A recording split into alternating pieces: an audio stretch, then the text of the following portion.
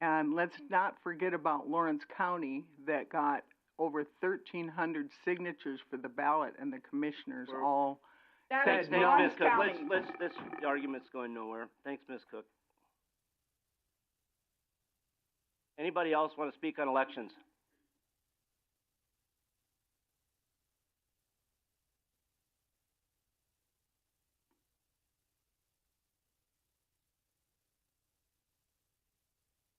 Mr. Buse, please announce Yes. yourself. Dale Boos, Meade County. First of all, when you do a recount, that's different than an audit. It's just a recount of the same thing, run through the same machine. Have you guys ever done the same mistake twice? Right there it is. So the Fall River Commissioners voted 3-1. The chairman abstained to hand count their ballots in the next most important general election of our lifetime. What do they realize as commissioners that you don't? They want the people to do the work, not the computerized tabulators. They're building trust back into their elections.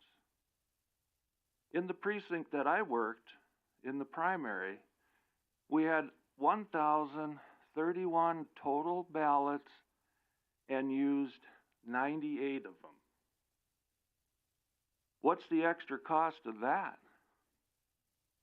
Now take that times 41 precincts. The precinct next to me only got 28 Republican ballots. So someone had to run some more down to Blackhawk. Were they copies of the ballots? If so, could you run them through the computerized tabulators? Or did you have to hand count these? Just more expense and confusion. I'm sure you've heard the phrase, buy local. Keep the money local. Support your local businesses. Support each other. That's what it's all about, right? So if you truly think you make the best decisions for the people of Meade County, wouldn't it be wiser to pay the citizens of Meade County to hand count and keep the money local? To spend local? Or is it wiser to give our tax dollars away to a third party, for-profit, out of state? Your actions on this will tell us what you really think is more wise. Let us, Meade County, put trust back into our elections like Fall River is going to do. Any comments? Thank you, Mr. Biss. Anybody else want to speak on elections? Anybody else on elections, or I will close this subject. Well, keep the public comment open, but I'm going to close this subject. Anybody else on elections? I will say one thing. I am very proud of the work the auditor's office did. They did a very good job, very short time. None of them had been through an election process before. Worked well with the state. This subject had come up time and time again. I was present the day of the recount and the audit, which we did not have to do the audit. We chose to do the audit. We were hoping that it would put some people at ease. Apparently it did not. With that said, all the numbers came back perfectly. Throughout the state, there was 3 counties that had the mandatory hand counting on the ballot. McPherson, Tripp, and Gregory. All 3 failed. So they will use the tabulator, I would assume, but that failed to have a mandatory hand count. So the people spoke in those counties. Fall River decided. I've watched the vote online because I was curious. I've watched Lawrence County's votes. I've studied this statewide. I've studied this whether what we should do. It's a big subject. Fall River voted to against the auditor's recommendation to go to hand counting for the primary. I don't know if they're 100% decided what they're going to do for the general, but maybe they did, maybe they didn't. I know one of the commissioners did not win his election this year either, so I don't know what it was due to. But nonetheless, that's my 2 cents. I have full faith in this auditor and full faith in what we did in this election. I watched the process front and back, and I tried to find every hole we could. Rich and I went in and looked at the machine one day, and we asked our IT guy everything that we could about that. We're trying to find holes, and we can't find one. So I'm going to close the comment period on the election. Does anybody else have anything else for public comment? Does anybody else have anything for public comment? Yes, sir. Ma'am.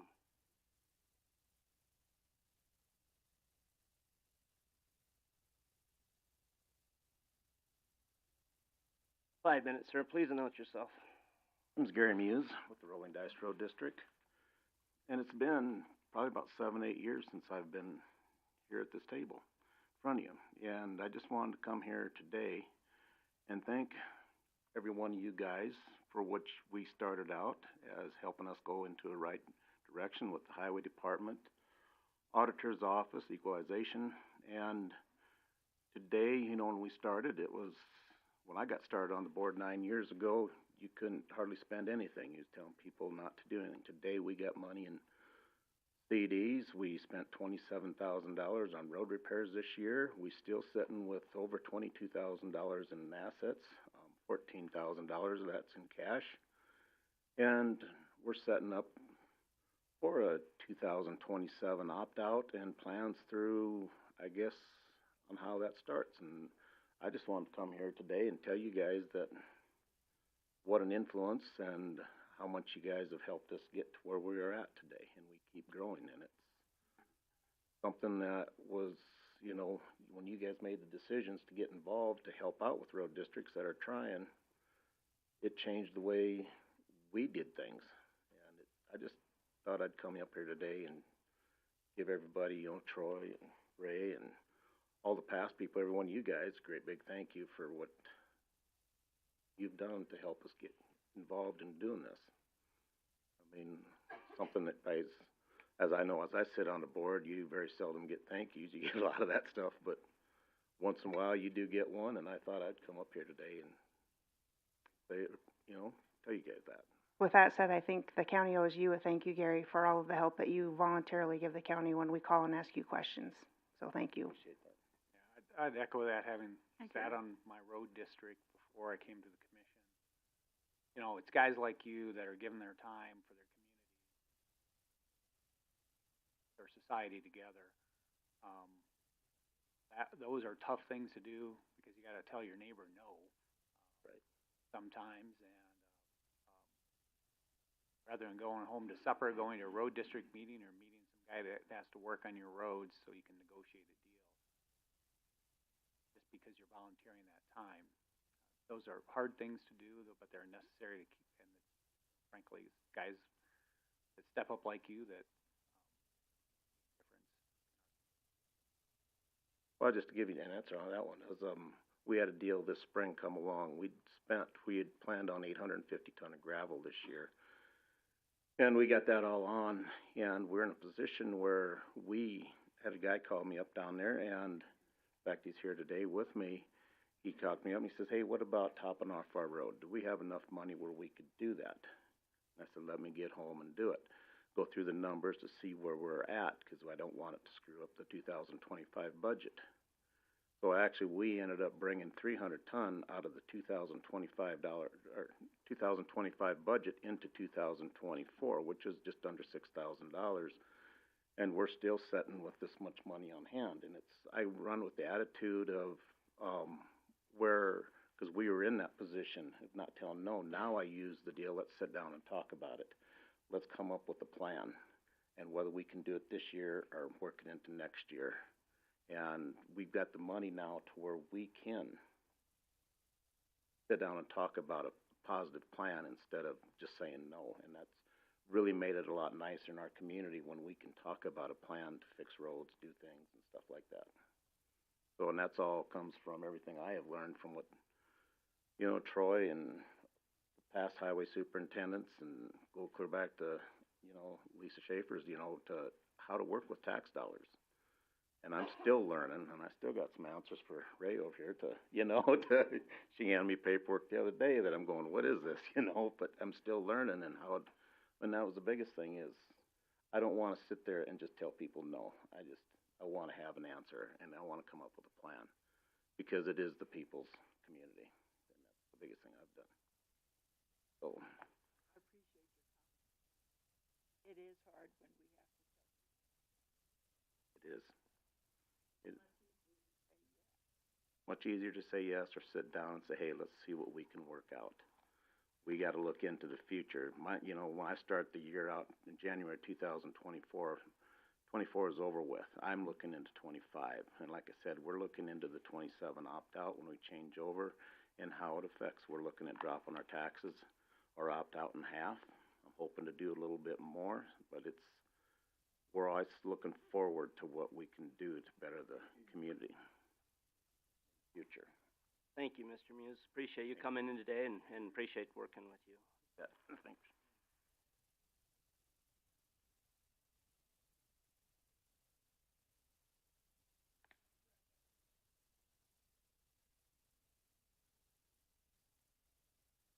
Anybody else have anything for public comment?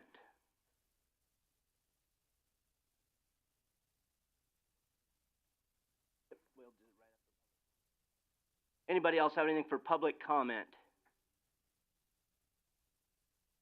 If not, I'm going to close public comment up. Sheriff West, you have some recognition you'd like to do. We could jump that.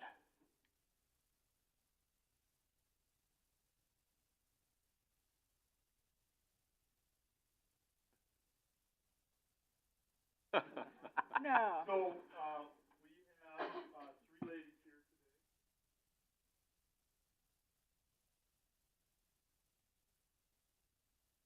today. Part of that has to be with standing up here. So, thank you. So we have, Annika, is it Getz? Correct? Kaylee Miranda, and we have Gracie Shea. Gotcha. Okay, so on July 5th, 2024, Meade County Dispatch received a call of a person in distress at the Bear Butte Lake. He was out there swimming, and he was having issues, couldn't get back to shore. So based on that call, units responded out to Bear Butte, and upon arrival, they found this gentleman that was in distress. They also found these three ladies that were on the lake, correct? And were out there assisting him to get back to shore. So, officers did not have to go in the water. They had already were working towards the shore and getting him, safe to where he needed to be. As a result of that is my belief that if these three ladies had not stepped up and, reached out and saved this gentleman, we could have had a tragedy and we could have lost a life. So based on that, we would like to present them with a life-saving certificate, and I want to give a shout out to Carissa Allen, our administrative assistant, for putting these together. And this life-saving certificate says, in recognition of your courageous and life-saving actions while you were at Bear Butte Lake in Meade County, South Dakota on July 5th, 2024, your quick response and action saved another human's life. Thank you from the Meade County Sheriff's Office, dated July 23rd, 2024, signed by Sheriff Pat West. Also, as part of this life-saving certificate, compliments of the Meade County Cares Fund, we also are presenting them with $20 gift cards to Tropical Smoothie. So, trying to make sure that you get some benefits out of that. So, I'll give them to you. We just want to say we're super proud of you. Thank you for stepping up and saving someone's life. A lot of times it gets thrown on your lap, and it's one of those things that you have to react to. So we're proud of you. We're thankful for you, and thanks for what you did. So. let's get a picture.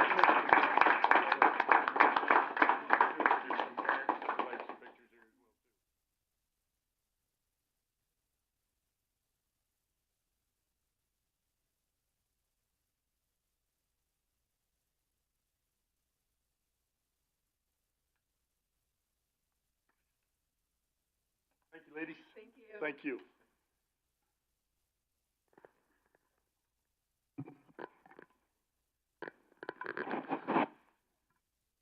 Well, I was so excited to start this meeting today, I didn't ask for approval of the agenda. Could I get a motion to approve the agenda? I'll second. Been moved and seconded to approve this agenda. Any discussion to that? Not. All those in favor say aye. Aye.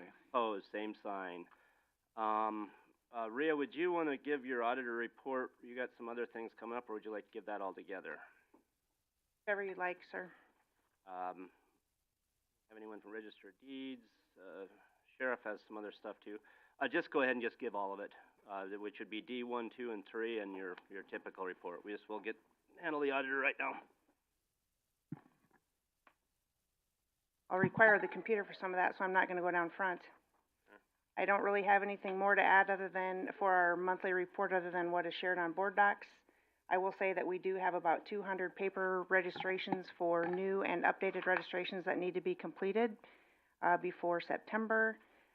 I have to get a shout out to the Sheriff's Office and the State's Attorney's Office for helping us get to the bottom, and this started with Chris being, kind of the sleuth. I think we nicknamed her Nancy Drew. We discovered that we actually had a $12,000 payment to Avera that should have been billed to Lawrence County. Kind of a big debacle. It was actually somebody that was in jail at Meade County at one point, but long story short, we have asked for a full refund. Great. We did ask for a post-election audit reimbursement in the amount of just shy of $295. And Dawn has been working with Tina from the HR office to be available as a backup for payroll, if we should need it. Other than that, budget onwards and upwards. Question on that refund issue. Yes. You know, I know we talked about this because the sheriff's office has flagged this where we just get on a billing for somebody who's in the jail and then we keep getting the bills for them. So even after they've been out of the jail for a period of time. I actually created a checklist back in October to, the first step that we complete is that when we get those bills in, it actually goes to the jail. The jail actually verifies. This was just actually kind of a big debacle. So, yeah, I mean, things fall through sometimes. Yeah, so we have that established process for that checklist. We do have that Started process, and doing it seems to be working well. All right, thank you. You're welcome. Oh, I guess I'm not done, am I?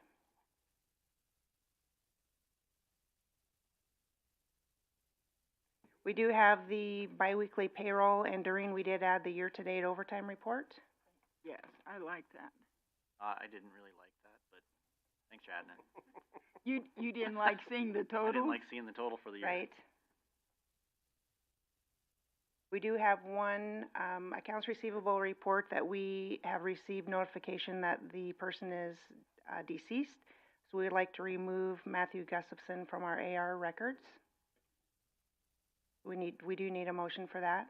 I'll make a motion to remove Matthew Gustafson from the AR section.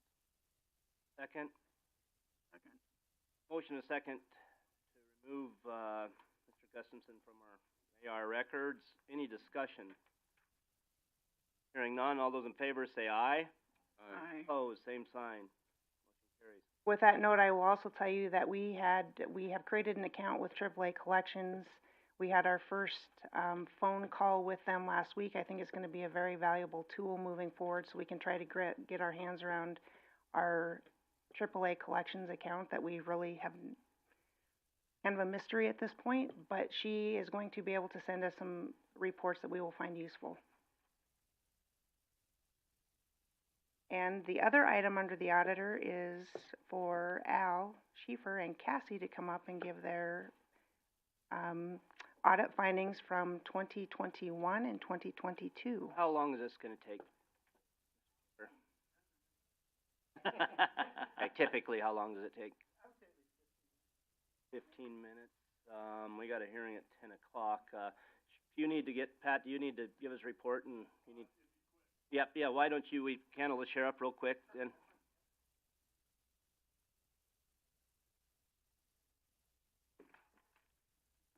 Good morning, Sheriff Pat West. Just want to start off by, what Rhea was talking about with this billing. She has created this checklist and has made a huge impact on identifying who we have and who we're supposed to be paying for. Again, this bill slipped through the cracks, but it was identified and hopefully we're on getting it fixed. But we're still in a situation with the jail and the hospital. Administration over at the hospital is looking at the person's name, and the first thing that pops up is their name in Meade County, so they're sending it to us right away. So stacks of medical paperwork come in all the time. Captain Dale takes majority of his day going through those every day to make sure that they're legit and we're paying for the right stuff. Overall, calls for service continue to go up. We're having a lot of pursuits again. Local people as well as non-local people. We're having a lot of violence, more than we've seen for a while. We had a shooting last night. Nobody got hurt, thank goodness. But just crazy things that are going on. We are geared up for rally time. Personnel is all in place. We're ready to go. The old jail is going to be up and running again, so we'll have that with cameras. So everything should be in line. We do have staff lined out for dispatch as corrections and also deputies. So we're on target for hopefully a good rally and safe one. That's about all I have. Questions for Sheriff West? Thank you. All right, thank you. West. Yep. Okay, Al, if you'd like to come give us your report. No, excuse me, is there anything from the State's Attorney's Office? That includes the routine business then. Al, if you'd like to give us your update.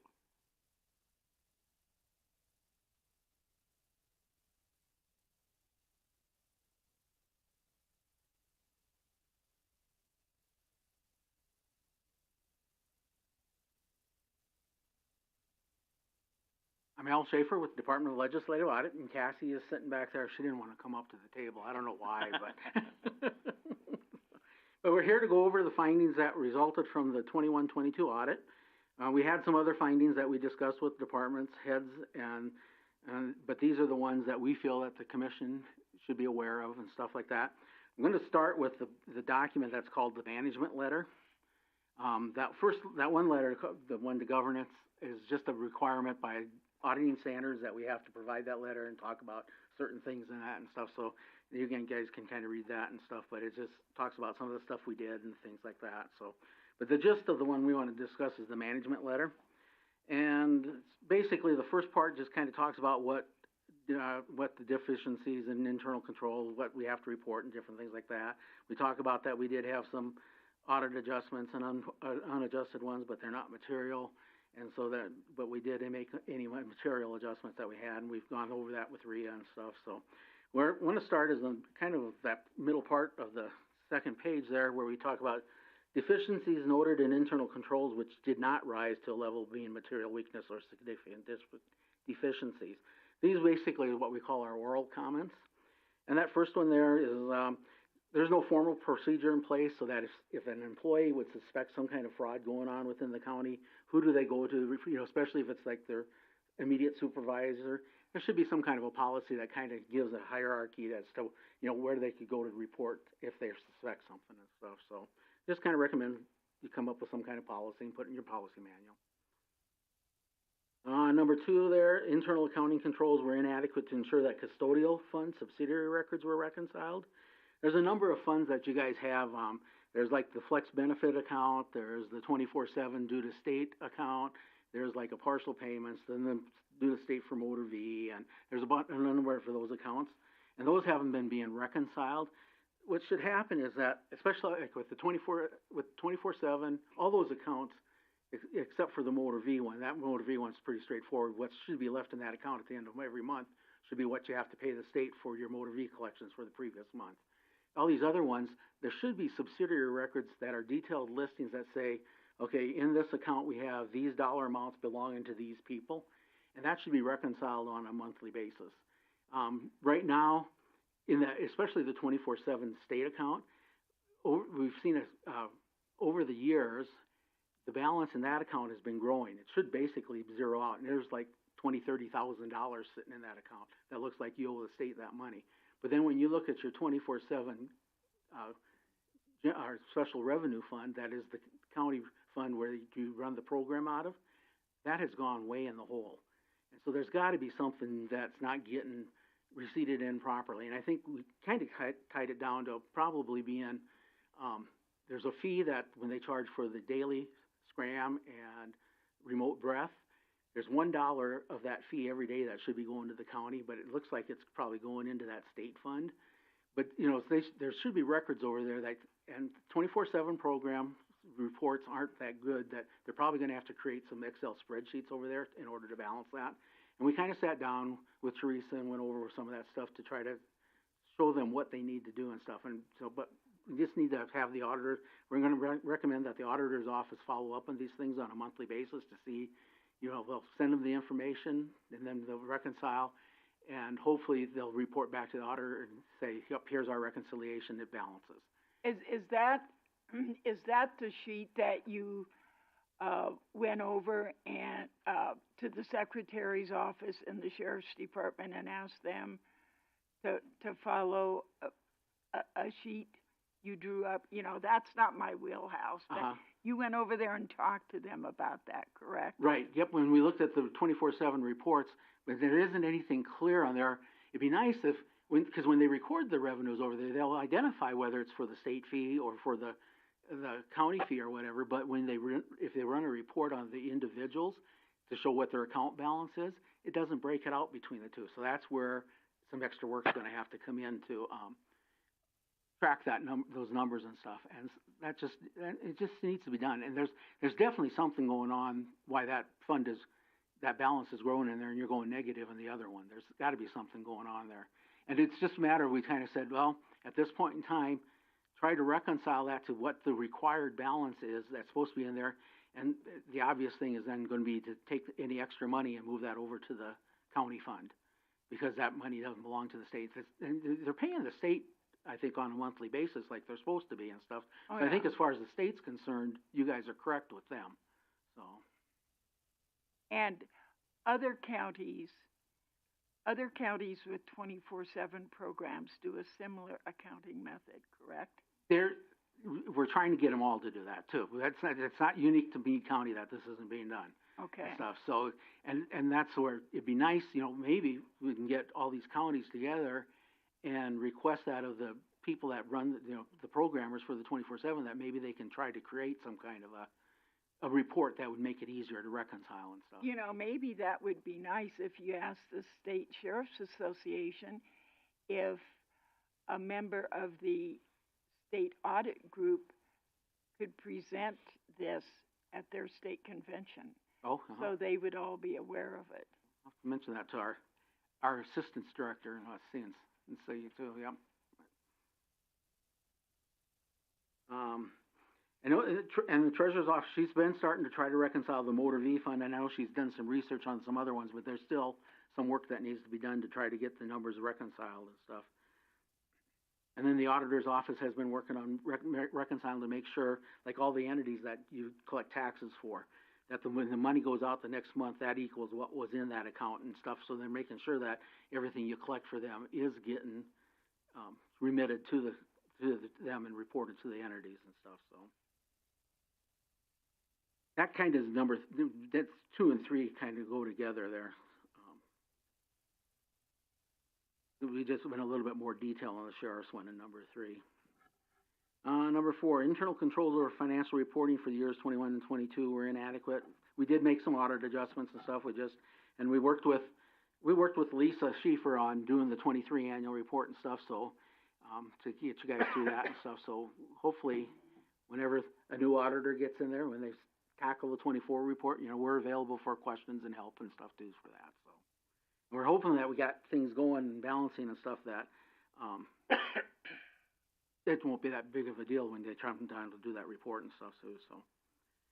Okay. Number 5, internal accounting controls over the performance of bank reconciliation and reconciliation of the general ledger of treasurers was inadequate, resulting in timely reconciliations not being completed. That we've got, I think, caught up to date. Ray's got that all caught up, that we're reconciled on a monthly basis, general ledger balances. And so that one is, but for our audit period, we're way behind and stuff. So that's why we have to talk about that again, so. Well, unless I'm wrong, during that audit period, we had, 3 different people as treasurer and 3 different people as auditors. Yep. It was a huge transition upheaval time for the. Right, you're right there, you are definitely right there. And hopefully, we'll get some continuity going forward, maybe, huh? Right.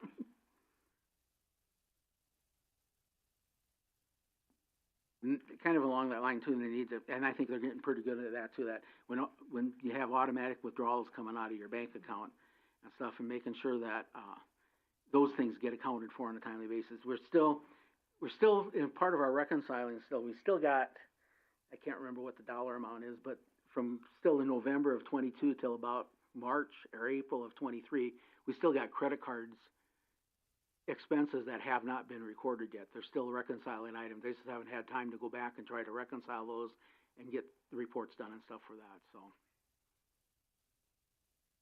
Okay, number 6, internal accounting controls over the review of cash balances was inadequate, resulting in negative cash balances in Road and Bridge, 911, Emergency Management Fund. We just recommend that the auditor's office watch those and have you guys do cash transfers as are needed, because most of those funds are not self-sufficient, so your budget for transfers always, all the time, but even though you've budgeted for them, they still should come to the board and have you authorize the cash transfers. You recommend some of those transfer, sometimes we will authorize the expenditure of something that was not budgeted for. Mm-hmm. And we always just wait until the end of the year, and then we do the supplements and the transfers all at once. You believe from the audit standpoint, you would prefer those transfers at the time the motion was made to the expenditure, or does it really matter? I don't think it really matters. I mean, if you got enough budget authority there to cover that, because then maybe even at the end of the year, you might not have to even do a supplement, depending on where Right, it's that's going why in and stuff too. that's and one things reason too. we But don't you know, do it. by law, if you've already got the budget overspent, you should do supplements as soon as you see a budget's going overspent, because you're supposed to have budget authority before you authorize any expenditures and stuff, so. And we just did one this month or so ago. In June, we covered 23 as well as this half of this. Oh, the cash transfer? Yeah, Yeah, cash yep, transfer. yep, I think we transferred at least half of, Yeah, I think library, we transferred the full amount, but the yeah, other ones, library we we half, did, I yep. think Bridge, we transferred The other half, one- I yep, believe. half, yep, yeah, and just kind of as a lot of counties, the general rule of thumb, at the beginning of the year, they'll transfer half, and then probably July or August, they'll transfer another half, the other half or whatever, or they'll analyze, see, if you don't think you need all of that, they may not transfer at all and stuff too. So that's why we recommend that it comes to the board, because then the board can say, well, it looks like we may not need all of that, so we're gonna not transfer it all. Because once you transfer your money to those funds, it's stuck in there and you can't, and you gotta use it for that purpose then. Right. There's some of the accounts in the general ledger, like the accounts payable account, payroll payable accounts, and some of those things that aren't zeroing out like they should do. And so those things should be reconciled too, and especially in the payroll payable accounts, what's happening is, and there's timing differences from when the insurance company bills you versus when you deduct something from somebody's check, but somebody should be following through to make sure that, yep, those are we're getting billed for them, or if we owe the money back to the individuals and stuff, that's happening and stuff.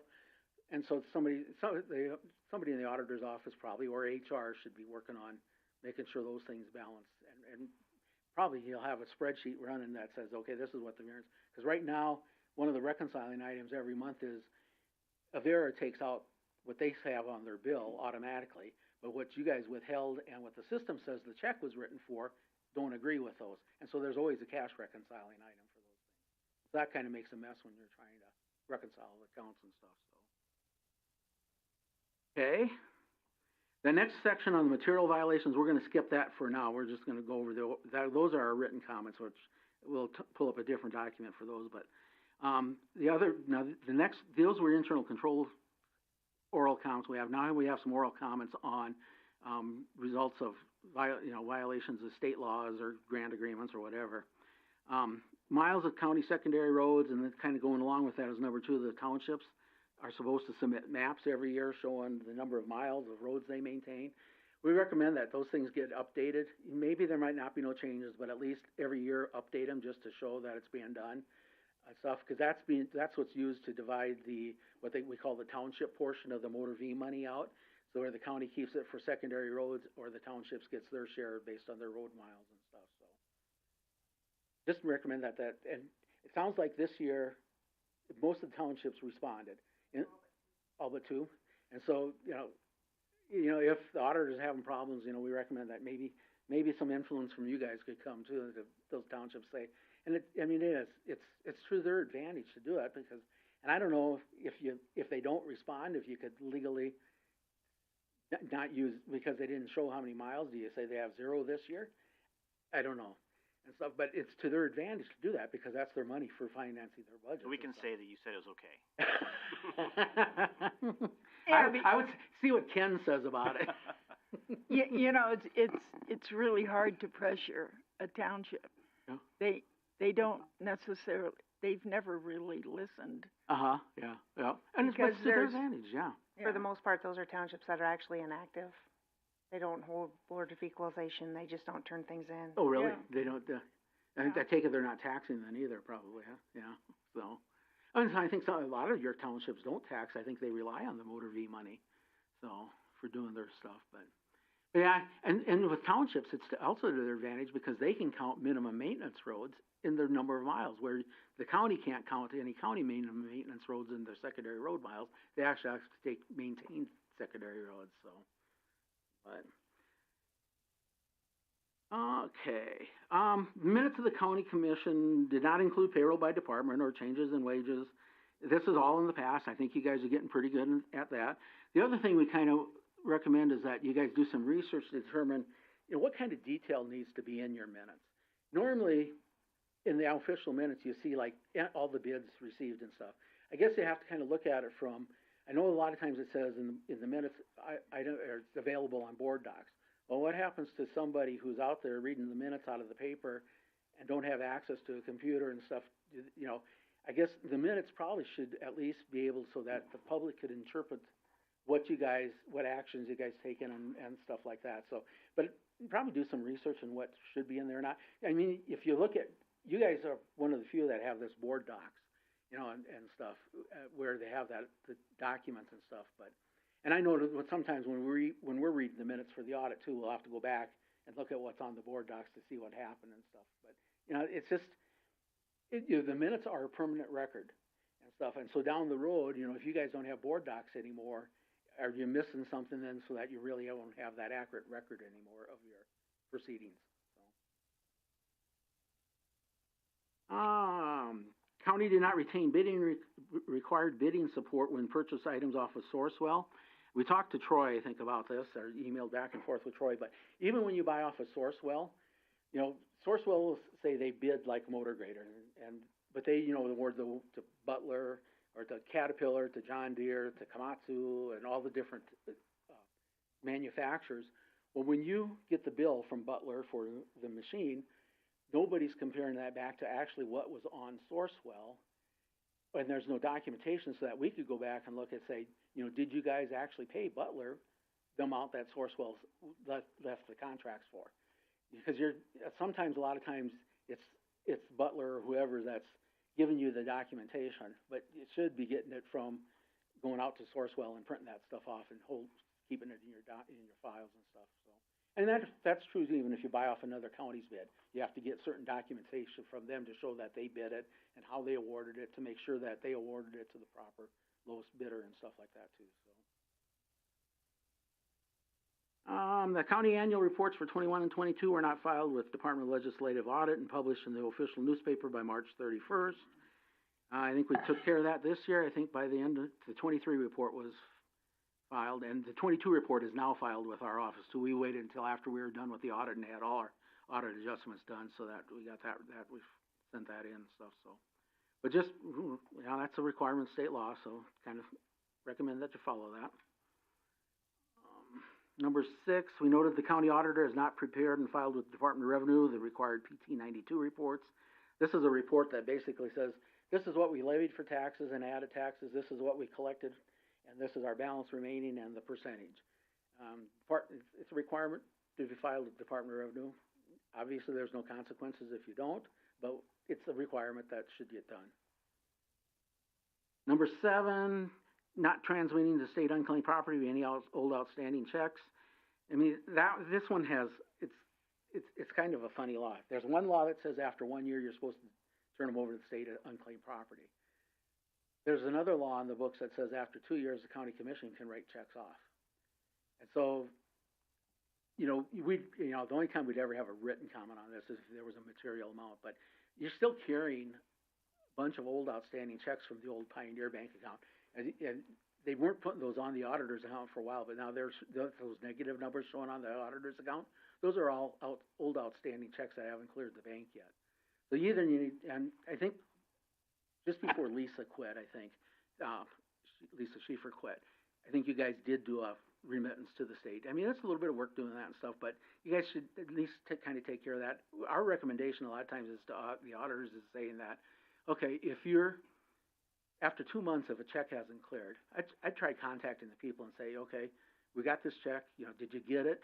Well, if they say, yep, we got it and cashed it, I'd make note of it, because that one then, you know, you can't report that to unclaimed property because the person got the money, so you don't know who the money belongs to and stuff. So, but that, and if you follow up with that, usually that'll clear up some of these, and there won't be that many outstanding and stuff. So, okay.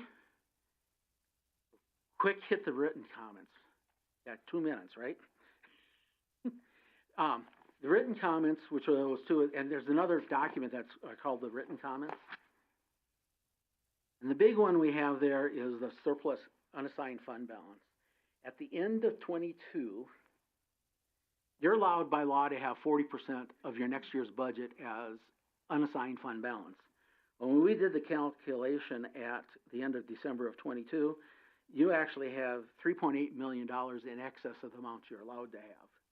You're allowed to have $6 million, but you got about $10 million sitting in the bank. I did a quick calculation on at December 23rd or December of 23. We're now up to we're at 105% rather than 40% rate at the end of 23. And a lot of that is because in 23 you used all that ARPA money to replace salaries in the general fund. So what the law allows you as commissioners, you can assign fund balance. So you could assign fund balance for software upgrade, or you can assign fund balance for motor graders or gravel, and things like that. What about a road project? You could do it for road projects, but what we'd suggest is that you do it in the general fund, so that then if something would come up in the future that would say, oh, we need this money now because we got to replace a boiler in a building or something, then you can at least, if it's still in the general fund and assigned there, you can change that assignment. It's just a motion of the board to do the assignment and to change it. If you transfer to the highway fund, then you're going to have to use it over in the highway fund. Because that's why there's some funds there, because we got some big projects that we're going to have to take care of, and so. Yeah, and I'll use the motion of the board to assign it, and you're supposed to be specific kind of on what you're assigning it for. You can't just say general liability bills or liability insurance or something like that. But as long as you do that, that's considered when we do this calculation for the unassigned fund balance. Then. And so you want to try to do that, and it's a calculation that I'm not sure where you're going to be at right now. I mean, it varies throughout the year because your max comes in like in beginning of May and the beginning of November after the first and second half taxes come in. So that's when you usually have your largest balances. But we always do this calculation as of the end of the year, and so take the auditor's office, they'd have to kind of go through an estimate to say, okay, this is our cash balance now, this is what we're thinking we're gonna collect for revenues, this is what we're thinking for expenses, so this is our cash balance at the end of the year, which should be a calculation they do with the budgeting process anyway, You know, and stuff, so. we knew we had that, Uh-huh. and as you know, we knew we had that. And we've been waiting for some one-time, we have many one-time Uh-huh. needs. Yep. We just haven't been able to decide which one-time need. And in the meantime, our treasurer's been making us $60,000 a month in interest on it. That rate she's getting on that one bank account, that's just great. That's just great. But First Interstate. Yeah. I got a question now. Is that, Yeah. is that different than a capital outlay fund? Yes, it is. Okay. There's also that law about the capital outlay that talks about a 5-year period. When you assign, there's no limit on the time frame and stuff. Okay. And you can always change, well, even with the capital outlay law, if all of a sudden down the road you accumulate this money for like a new jail or something, and then all of a sudden decide, well, we aren't gonna build a new jail, then you end up having to use that for something else and stuff. But yeah, there's that capital outlay law, but the assignment, it's something, just a motion of the board. So and, the assignment keeps it in the general fund, Yep. but a capital outlay actually puts it into a capital. Well, outlay it's, fund, capital or- outlay usually is in the general fund too, but it's more of a, well, it's still an assigned fund balance, but that, the capital outlay, you have to have the resolution to say what you're doing, how much you're gonna raise every year for it. And that law is kind of there to allow you to say, okay, we got $1 million project, but we're gonna raise 200,000 over the next 5 years for it. Okay. And stuff like that. That's what the capital outlay law is kind of there for. All right, because I think that we did We did do that. did do a with some capital outlay, places. but I don't think it made it through transition of auditors. Oh, I okay. think it's Okay. part Okay. of what happened on this. Okay, yeah. Yeah, I would do it more as an assignment than the capital outlay, because the money's there already. With the capital outlay, it's usually there so you can raise the money over a period of time, so. It may be hidden in the And that, minutes somewhere. the capital outlay has to be spent within that 5 years.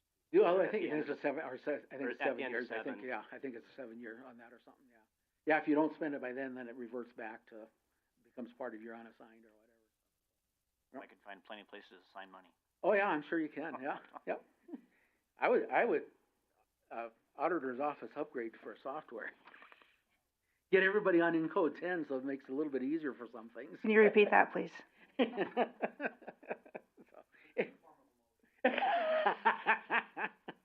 Anyway, the second one we have is on unfunded reserves. In your highway, road, and bridge fund, secondary roads money that you raise through taxes and certain revenues have to be spent on secondary roads. And then you also have some old money that's sitting in there from back in the days when you guys used to levy for snow removal. And that balance is just kind of, and of course that's gotta be used for snow removal or emergency disasters. Well, at the end of '22, because your total highway fund was overspent by I had a negative cash balance of $20,000, you basically used these other monies for other than those restricted purposes. And so that's what this comment is kind of saying. I think in the future, you probably won't have to worry about secondary roads, because I think in the past, when we got the numbers from the highway department, I don't think it always included equipment usage in calculating the cost of the secondary roads. Because the last report that we got from Nathan when, Lisa was working on the '23 report, there was way more secondary road expenditures on that report than what you guys collect for revenue. So I think you're gonna probably in the future might not have to worry about that. But that snow removal one, that 480-some thousand probably is gonna be there until, and at some point in time, if the commission don't wanna keep it as a reserve or whatever, and they got plenty of snow removal expenses every year that you could wipe that out too, and then you wouldn't have to worry about that. Don't we still do a levy? We still do the snow levy. Well, that's what's weird. The Department of Revenue, I think, makes you, it looks like you're levying for highway and bridge reserve and snow removal yet, but that's all going into the general fund, which I don't understand why Department of Revenue is doing that, because it's all part of the consolidated levy. And that one time, I think Lisa explained to us, is because of the tax limitation, that they have to calculate the percentage on that. Well, I know other counties, well, Fall River County's for one of them, they used to levy for that too, but they don't break that out in their levy anymore. They put that all in the consolidated, it all goes in the general fund, so that might be something to visit with Department of Revenue. Don't on you and think stuff. part of that is because it's evident the secondary road levy does not nearly cover the secondary road yeah. expenses? Uh-huh, the general fund carries most of the secondary Well, or road your, expense. or your motor V money that Yeah. goes into Highway and Bridge Reserve and stuff, so. But yeah, you guys have to subsidize the road and bridge. Some counties don't have to, they collect enough with motor V that covers everything and stuff, so. Not us. They also have a higher mill levy for secondary road. I mean, Possibly, yep. we're not Yep. even a quarter. Yeah. Well, and then you guys have a lot of road districts up here Yeah. too, which takes away from that secondary road levy too, so. But some of them do a really good job. Yep, that's right. So, we do give you guys an option to respond to these written comments. And if you do, we put it as part of, when we publish the report, and in the actual final audit report, your response would be put in there that. I mean, you guys can decide whether you wanna respond and stuff and let Rhea know. If you do wanna respond, we just need to get it as soon as possible so we can get the report released and stuff, so. And I think Yeah. last time, I think Helen wrote the response to this comment. What would be the benefit of making a response? You just wanna let the public know what your guys' thoughts were on this or not, stuff, or why, or how you're gonna correct it, or things like that. You know, I think if we made a response, I think we I would favor making a response that this was during a major transition period between the treasurer's and auditor's office. And, along with that, I think I would like to probably add a commendation to you, because you really have helped and trained our present staff that have been kind enough to go into unfamiliar areas and take on a mammoth undertaking, without any training. And, there is no place to go and get trained. The state offers nothing, the association really doesn't offer anything. And, I think you've been an invaluable asset. We knew you were needed. That was, probably should bring that up then too. Your audit bill is probably gonna be a little bit higher, but we wrote off a ton of time to assistants while we were here. More than what we normally do to some places. And some of Cassie's time will get written off because she's still in training and stuff too, so we'll adjust down the hours. But we put a ton of hours into this audit stuff, so. You've helped a lot. And So then- how soon do we have to have our report? Well, I think if you do it within a week or so. Okay. The other thing I should mention is, of course, when we do an audit, we give an opinion on the financial statements. And our opinion after our audit adjustments say, it's what we call an unmodified opinion, saying the financial statements present fairly the financial position of the county. The only thing that's kind of in there is, we'll have a little blurb in there that, Meade County Housing, which is a component unit of the county, that information isn't included in the government-wide statement, so we have to put a little blurb in the audit opinion that says, except for that, its statements state fairly the financial position. Oh, okay. What are you saying you're missing? Because Well, they Meade set County- that thing up every year. Yeah. I'm on that board. Yeah. Well, with Meade County, the reason is, almost all the counties in the state that have housing authorities don't put it in there, because they're usually on a different fiscal year. They report on an accrual basis, so for them to throw it into their statements, you gotta convert those accrual statements back to cash basis, and then report them. And then, then there's other extra disclosures that they have to do and stuff within the notes and stuff, so it's for the benefit there's no benefit to having it in there. So, Okay, so Yeah. it's a slap that isn't a real slap. Right, exactly. Okay. Yep, that's right. So, anyway, unless you guys have some more questions, other than having Gary and Rhea sign that letter of representation. Yeah, I'll Let's- need a motion to sign, to accept his report. I guess if we wanna make some comments, we can do so, but I do need a motion to accept his report. I'll make a motion to accept, the state auditor report, and allow, the chair to sign. Second. A motion and second to accept the state auditor's report. Any discussion to that? I just had a question with Rhea, are you accepting, as an auditor, are you accepting of this report? This is for the years 21 and 22 prior to me being Right. sitting in this position. Yeah, you see, everybody in there's gone. Well, Yeah. one's left, but I mean, the rotation we had down there. You get your question answered? Yep. Okay, any other questions, discussion to this motion to accept this state auditor's report? Seeing none, all those in favor say aye. Aye. Opposed, same sign. Motion carries. Would we like to make a public comment to this? Yes. What would you like to include, Commissioner Creed? I would like to put something in there that this was a transition period between several employees, and like I said earlier, commend Al for his help, and, we've addressed the matters that have been brought up. You could also address in there too, that the ARPA and COVID money Yep. that you got was a, you know, Was a the big thing reason, that reimbursed the general fund for. And things that also was that tax- a lot of this is intended for some capital projects Yes. that we're trying to. Is there anything else, the commission would like to address within this letter? Would it be acceptable for the auditor and myself to work on this and to include these things? Rhea, you comfortable with that? Yes. Okay. And that's what we'll do, and we'll include it in this report. Al and Cassie, thank you guys both so much. You've been wonderful. We appreciate being able to provide this service to you guys and stuff, and you guys know how to get in touch with me, so Gary's got my phone number. Yeah, you know that, don't you? And you've got your office downstairs? Yeah. he's got his parking spot? Yeah, so, I turned my key in today, so. Oh. All right, thank you.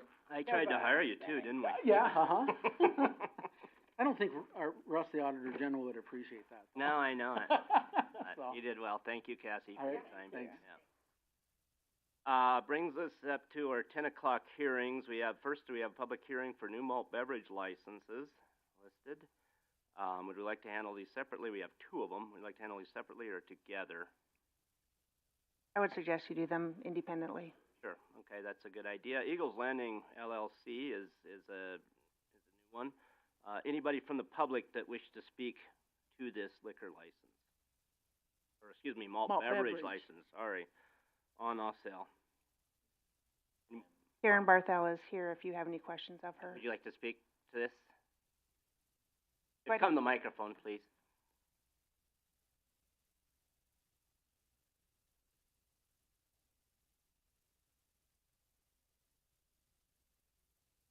Hi, I'm Karen Barthel, one of the owners at Eagles Landing Campground, and I would just like to apologize for my failure to get our renewal in on time.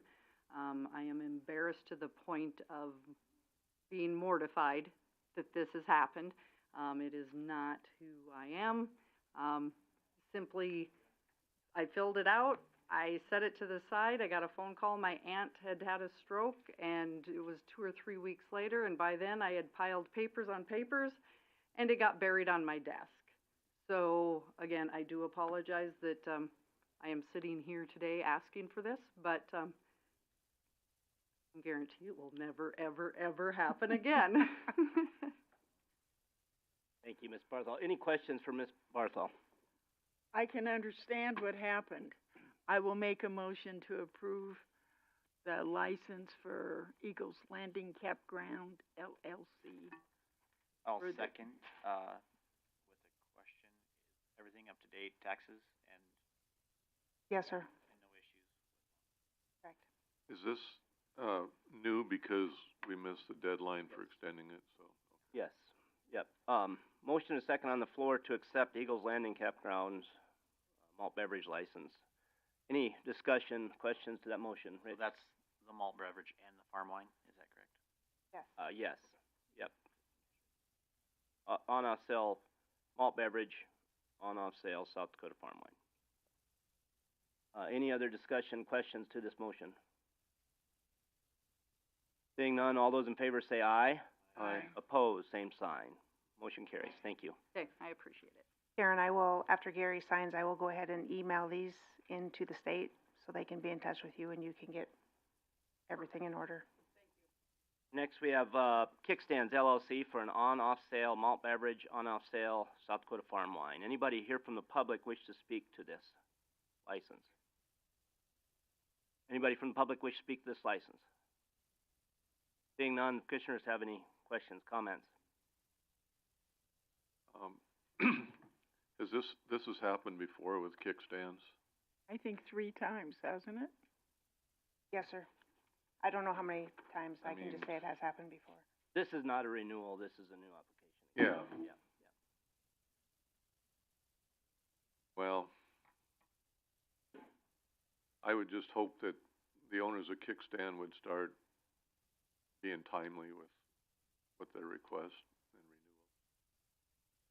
renewal. And I would echo that because we are, and that's the reason we're seeing, this is a new application. We decided not to have a special hearing for any renewals, so, it is the last minute for anybody to get their application in by rally, so I hope they take that, because if we could not have handled it any other time.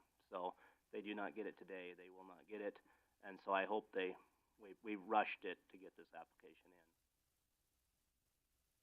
And I believe we need to convey to them, this malt beverage license is not near as vital to them because they also have a liquor license. But they have been late on getting their liquor license. That could have terrible repercussion on their business. I do appreciate the fact they're one of the few venues that are open year-round. Any other question, comments from the commission, and/or action? Any other issues with taxes paid? Taxes are current. I'll make a motion to approve. Second it.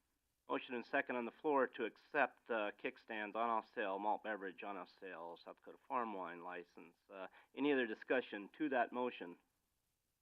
Hearing none, all those in favor say aye. Aye. Opposed, same sign. Motion carries. Brings us to public hearing to vacate a public access easement, Chairman, just for purposes of the record, like the minutes to reflect, I'm gonna abstain from voting on this. I am gonna leave the dais because I speak to it as a citizen. Thank you, Commissioner Wyzorek, and you have abstained from everything, that has any, on this subject as well, so. Commissioner would like the minutes to reflect that Commissioner Wyzorek is abstaining.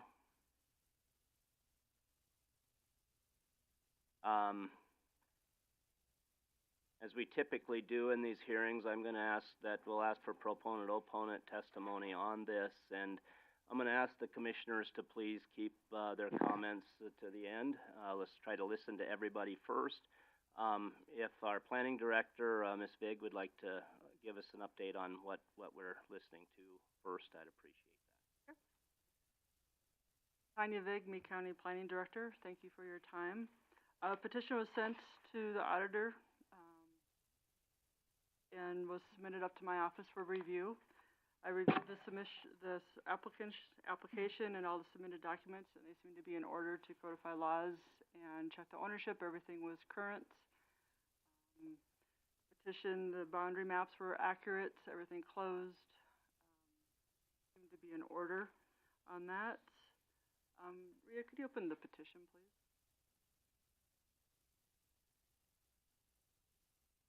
And then, the first map. Yep. So I have the Flatmeyers, they come in to visit with me. I gave them, their options of how to proceed with the vacate of the 66-foot public access easement through South Dakota Law 11-3-21.1. This map shows you the pink is Piedmont Meadows Ranchettes subdivision. The yellow line is a 66-foot public access easement to be vacated across Tract I, which is owned by Mel and Brenda Flatmeyer. This was brought to my attention due to the next map, Maria. Shannon Vosix for Baseline Surveying is here. They are proposing a subdivision within Piedmont, City of Piedmont's plating jurisdiction.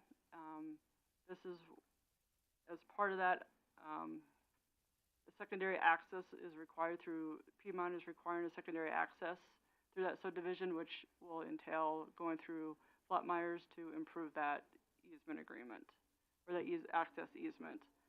Shannon can discuss, the Frontier subdivision. I'm not real familiar with Piedmont's meetings or what has been resided there.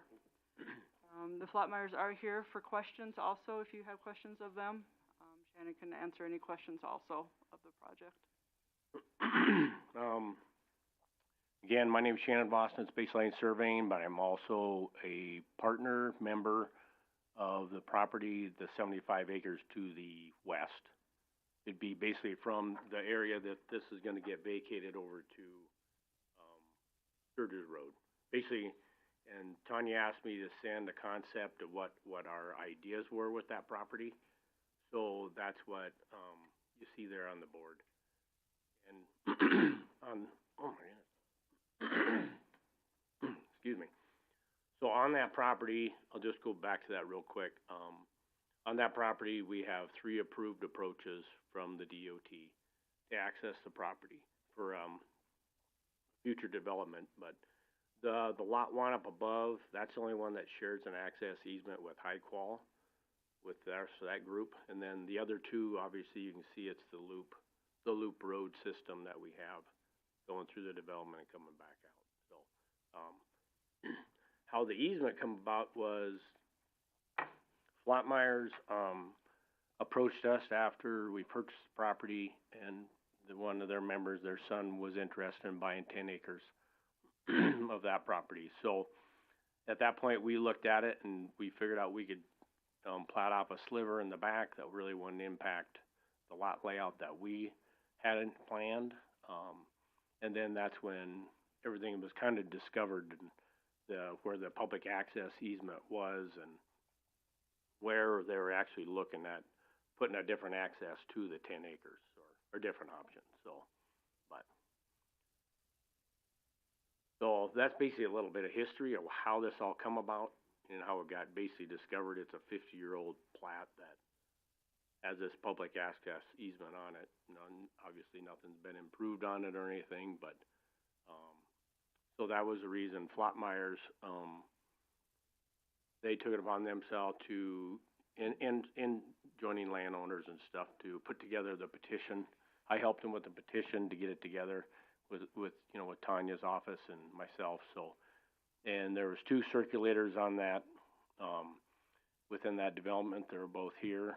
And they, basically that petition shows, to me it shows, the basics, over 90% support of everybody that lives in Piedmont Meadows development. So I really do think the petition itself speaks for itself, but that's something you guys have to decide too. So, one other point I'd like to make is where that easement comes over, it's just, if it does get built, if it decides to stay there, I think the alignment with Cliff Drive, I don't know what would have to happen there, but they're about 100 foot off from being aligned to make a nice smooth T intersection there, but that's just something to keep in consideration if the road does end up getting built. So, Go ahead. just a couple questions, Shannon. This is a vacation of the easement,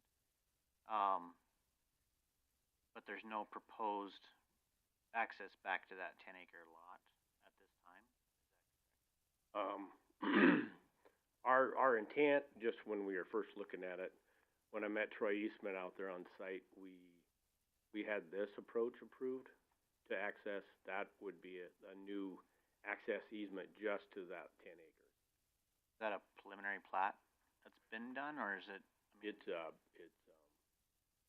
a preliminary plat that went through Piedmont as a prelim and a final, but then through planning board. But once it went to the board of trustees, it got denied. Okay. Well, let's move this to public comment. I'm going to ask proponents that what we have before us is a vacation of the public access. So I'm going to ask for the proponents who would like to see this vacated, the proponents to this, to speak first. I'm gonna try to keep, let's try to keep all of our comments concise and, to the point. Let's try to keep a half hour for both sides going, so a proponent's half hour, opponent's a half hour. Who would like to speak first on who would like to vacate this? Anyone in favor of vacating this can speak.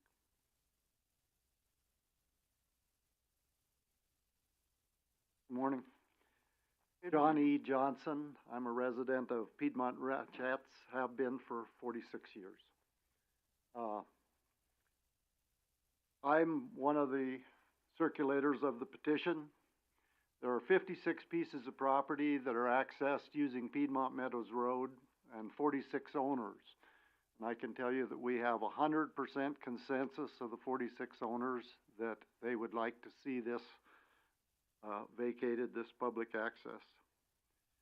A couple of things, of course, the Piedmont Meadow Ranchettes was actually platted in 1970.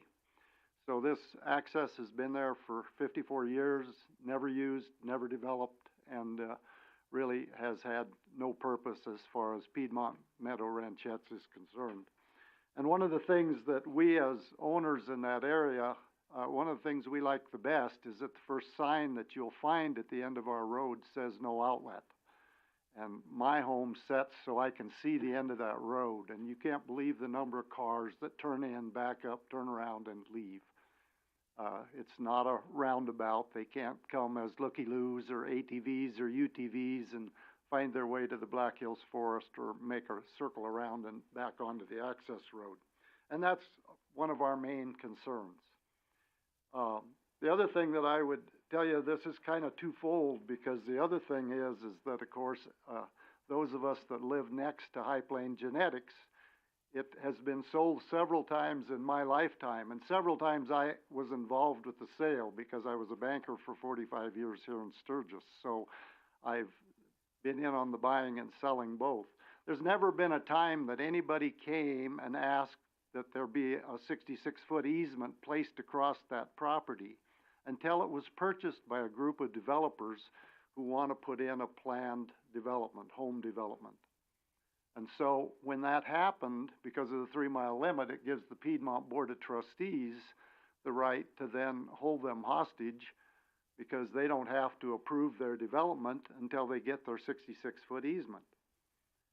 And as a homeowner that borders it, I want to see, if I have to have a development next to me, which is not my favorite thing, but if I do, I want it to be a planned development. I want it to be the way that it's planned now, with smaller lots, stick-built homes, good covenants, central water, an access road that goes in and out to the access road, Sturgis Road, that goes by in front of our place. And if we put that easement in and cut that development in half, it significantly changes their ability to develop it the way that they want to. I have concerns with that, because I don't want them to get to the point where they take it back from those size lots and a good set of covenants to 9.5-acre tracts and let everything fall as it will, like a lot of the places that we see around in Meade County before we had any planning and zoning to take care of it. So I'm in favor of a good development, and that's what they've put together, but do not have the ability to have that approved because they are being held hostage by the Piedmont trustees. I have seen that thrown back at them in a trustees meeting and say, don't bother to bring that in here until by golly, we've done something with this access road. And I guess when we get down to the end of it, I sat here and listened to the audit, and I've been through a lot of them myself. But what are we doing giving a 66-foot access across there? Piedmont does not have the money to build it, and they don't have the money to maintain it. I know Meade County's got plenty of roads to take care of. You don't have the money to build it, and your highway department does not want to maintain it.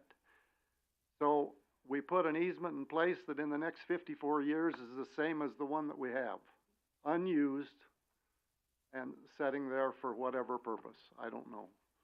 But I do ask, you're the only representation that we have as the owners in Piedmont Meadow Ranchettes, and I ask that you vote to vacate this piece of property. Thank you. Thank you, Mr. Johnson. Any other proponents to this vacation? Again, I'm reminding you, we have 30 minutes for proponent testimony, 30 minutes for opponent testimony. I'm not segregating by each person. We'll just go 30 minutes for each. Please announce yourself. Good morning. My name is Brenda Flotmeyer. Mel and I own the properties that are split by the 66 public access easement. We purchased this property in April of 1999 under a single home family mortgage. That is the way the original owner purchased it when he purchased the property after the subdivision was put in place. So it's always operated as a single property, even though it's two parcels.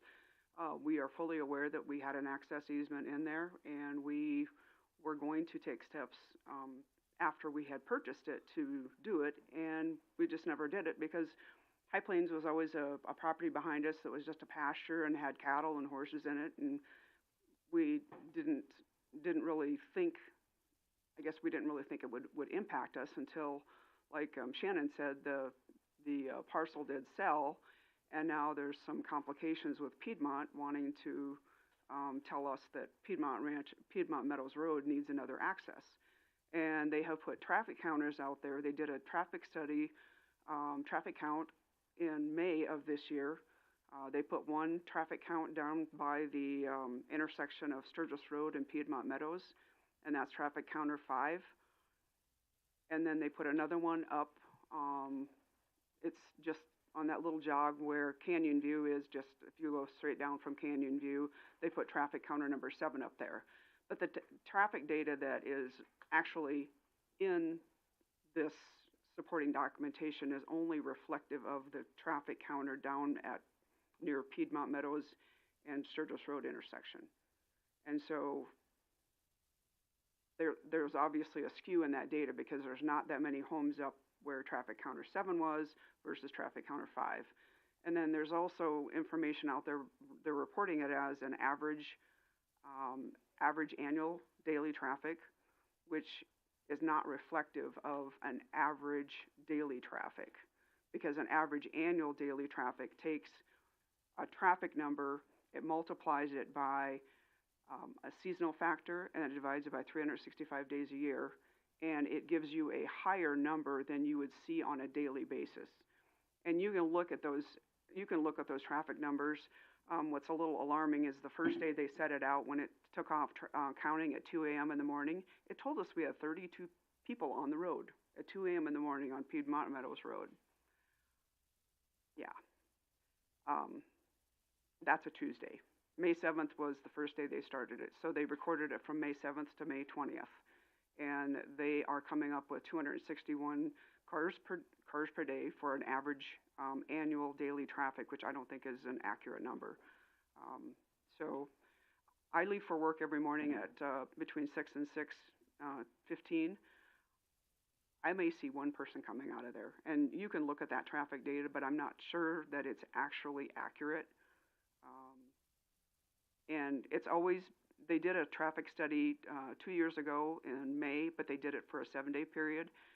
And I have not gotten that number. I was not able to look at that number before I came here, but we can make comparisons. But what we need to do is we need to look at raw data, and we need to make sure we're looking at the accurate information. I honestly do not believe that we need another access road punched out through the new subdivision. We don't want to drive through them, and we certainly don't want the extra ATV traffic coming up on our property. And like I said, our property, we have always fenced it as a continuous property. It's part of it, our house and our barns are on one side, and we fence it. We use it as a pasture for our horses, and we also cut a majority of it for our hay. So I just would respectfully request that you approve to vacate this access easement, because I think it is going to encumber everybody. It's going to put unnecessary burden on the developers. And like I said, the highway superintendent does not support it. It literally will run right through the middle of our property, and it will devalue our property. And I understand we bought it with the public access easement, but I request that it be vacated. Spotmeyer. Any other proponents to vacating? Any other proponents to vacating? I have about 20 minutes, proponents. Any other proponents to vacating?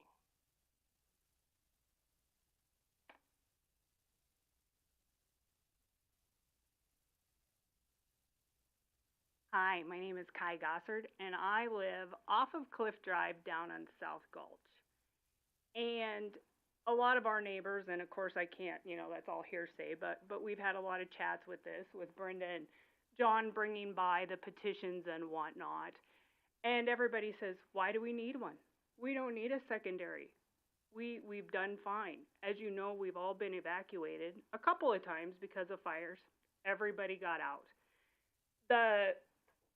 If you look at this map, it doesn't even make sense because it provides no secondary access for those homes up on Cliff Drive or South Gulch. And it doesn't match up.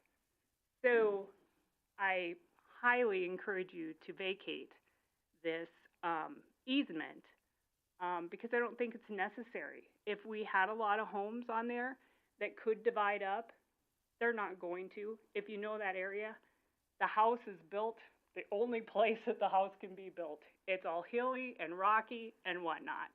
So, thank you. Thank you, Ms. Gossard. Any other proponents to vacating? Any other proponents to vacating? Going to opponents to vacating.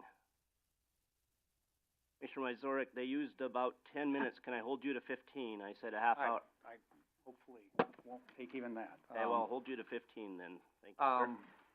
So first of all, I'm speaking as a citizen today of the county. I'm not here representing Piedmont. I am the Piedmont City Attorney. Our office represents Piedmont, so I have some background on this. But I used to live in the Piedmont Valley down by Stage Barn Canyon. The development coming up the canyon, I moved out to, or up the valley was more than my wife wanted to put up with. So we live off of Erskine Ranch Road now, but I've watched as the valley gets developed, and this development's just going to keep coming. And this squeeze is coming, and it needs to be done right. It's one of the reasons I've been involved trying to get better planning in the county and advocated for better planning in the county.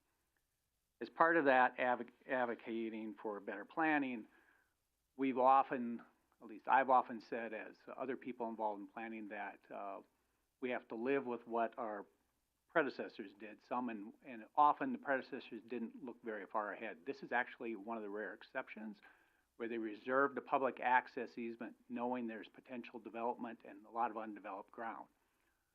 That access easement is what they want you to vacate today. Now, I just want the commission to know where Piedmont is. I mean, Piedmont's not held anybody hostage here. They've got to figure this out. This plat that's showing up here for this has not been formally submitted to Piedmont because they're trying to get this lot done and sold before they do this, which is not unusual for a developer to do. What Piedmont has been saying is they don't want to get rid of this because, but they're not going to make them develop it right now because they think there's some pressure here and some access. The developers want to get access off Piedmont Meadows Road here when they could provide access through their property.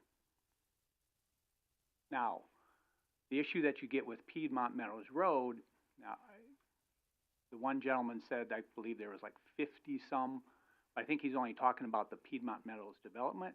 My count has about 63 distinct parcels of property that access primarily off of, well, only off of Piedmont Meadows Road. And of those parcels, one is 68 acres, one is 44 acres, and one is 34 acres that are all going to get developed. The county, this would violate all the county's rules, even doing this one plat.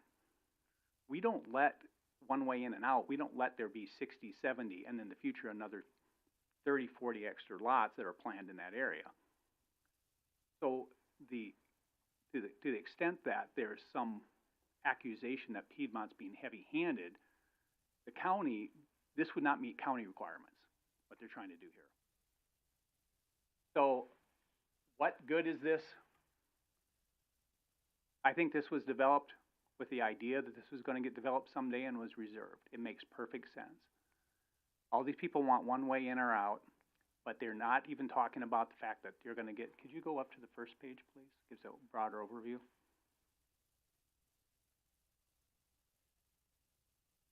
You're not gonna, this land's all gonna get developed, come off Piedmont Meadows. This land's all gonna get developed, come off Piedmont Meadows. There's a 44-acre one that's a little rougher, that's gonna have some issues, but it's got more developable lots and land. So you're gonna dump all that extra on. So we don't, right now, when you get to that 20 as a county for one way in and out, we don't let them plat. In fact, the county has told one developer who's got about as many houses developed that he has to develop a third way in and out before he gets any more plats.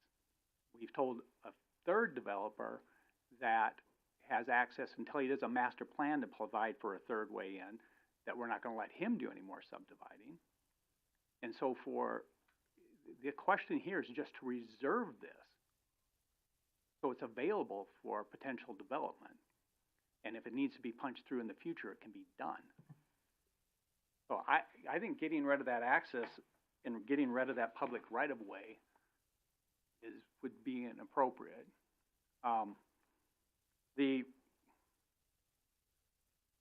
Most of our issues in this county come because we isolate properties with the one way in and out. Keeping this public access makes perfect sense. Now, there's been a couple of comments on the road. I believe the one gentleman said there's 40-odd houses up there already. Well, you know, that's a minimum of probably 2 cars a house a day going in and going out. So that's starting to get pretty heavy traffic. You add probably another 30, 40, 50 homes up there. Some of these lots are not developed. And you're still right back to the one way in and one out, one way in, one out. It doesn't make any sense to me that you would forego a reserved public access easement, provide that opportunity and that flexibility for the future to provide a secondary access there. I just don't see the sense of it. You know, the county, if this was in front of the county and they were trying to develop this property up here, it would not be uncommon for the county to look and consider as to whether they need to build that through. Piedmont's not even requiring that at this point. So, I mean, I'm certainly willing to take any kind of questions on it. I just don't see that getting rid of a public access easement in this area makes any sense, given how many houses and how much traffic goes on that Deer Meadow Road already. Your testimony finished? I am done, thank you. Okay, is there any other opponents before I take commission questions? Any other opponents to this vacation? Before I close public testimony, I'll ask again, is there any other opponents? Public testimony is closed unless you get a direct question from a commissioner. Commissioner Creed. I have a question for Talbot.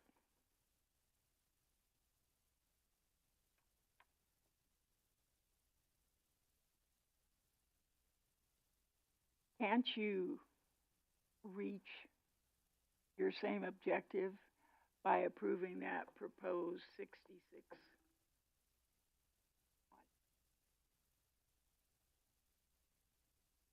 That road?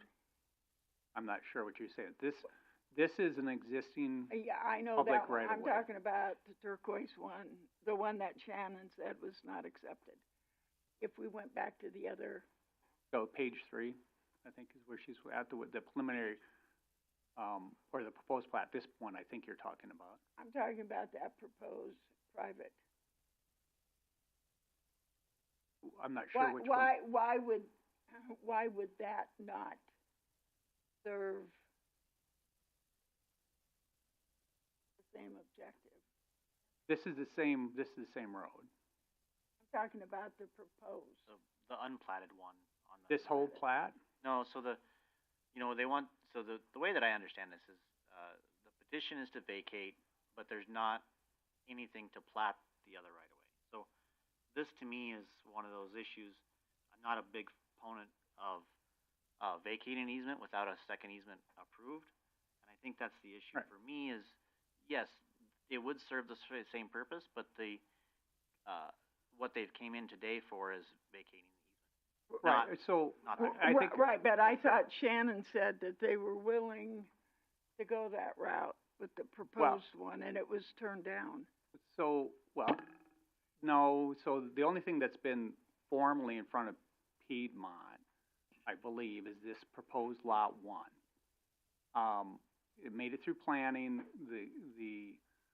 the Board of Trustees said, well, we'd like you to reserve a right-of-way through this lot or reconfigure this lot so you have a right-of-way going out this way too. The rest of the plat's not yet in front of them. And this petition was submitted, and if I recall, the comment made at the board was that, well, we're gonna have to wait to see, I guess, what happens with this petition before they make any determination on this plat. So this configuration has not been formally accepted, nor even, I believe, and Shannon, you correct me if I'm wrong, I'm not even sure, formally submitted to the city of Piedmont at this point. For the rest of the property, the only plat that's been formally submitted is for this 10 acres. And so, why this is their proposal, this is not something that Piedmont has approved or even seen in a formal at this point. If that was submitted and approved, would you change your opinion on Brenda and Mel's petition? Well, I have no control. I know you over have whether no it's- vote or. Keep in mind, yeah, Mr. Wazorek is speaking as a citizen of the Right. county. Yeah, I mean, all I know is what the city council said, or the board of trustees, excuse me, said, the comments was that this public right-of-way should be continued through this 10-lot plat, is what the discussion was. The petition then had been submitted, and they said, well, this might go away, and then, so the board of trustees said, well, then we can't pass on this because we don't know what the configuration is gonna be until this issue is decided on the petition. That makes sense to you. Yeah, so I guess I have a question for Shannon. Okay, there you go, Shannon. Unless Mr. Brook wants to come up.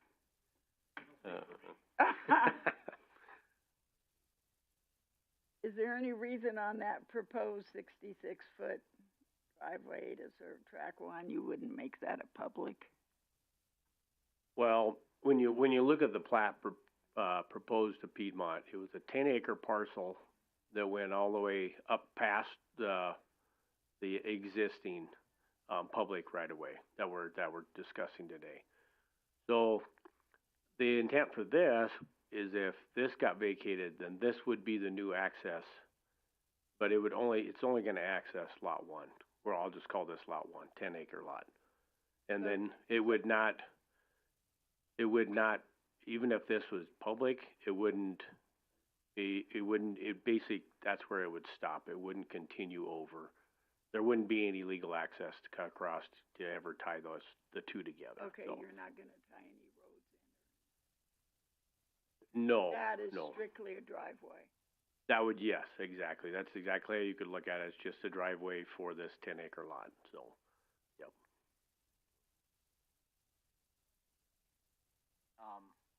So Shannon, what is the difference between the existing one and the proposed access? I mean, except for location on the lot, right? Right, exactly. So, it was just better to get it out from the middle of Flatmeyer's 2 lots, because it splits them down, put it down on the south. And then the neighbor to the south of that agreed.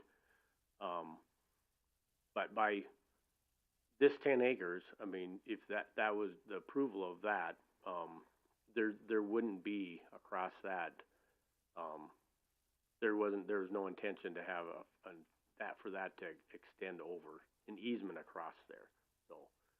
And Flatmeyer's didn't want that because then it would split their 10 acres into 7 and a 3 kind of deal with the potential for a road to be there someday, so. Hey, Shannon, I have a question, and I wanna make some comments if it's all right. So, as a developer, you and your partners are not wanting, you're not working towards putting a road through that public right of way. Is that correct? That's correct, yeah. Yeah. Yep. So, now there's been a comment made that, you know, that Piedmont's holding you hostage, and then the other comment is that, you know, so is your working relationship with Piedmont, has it gone well for you as a developer there, or?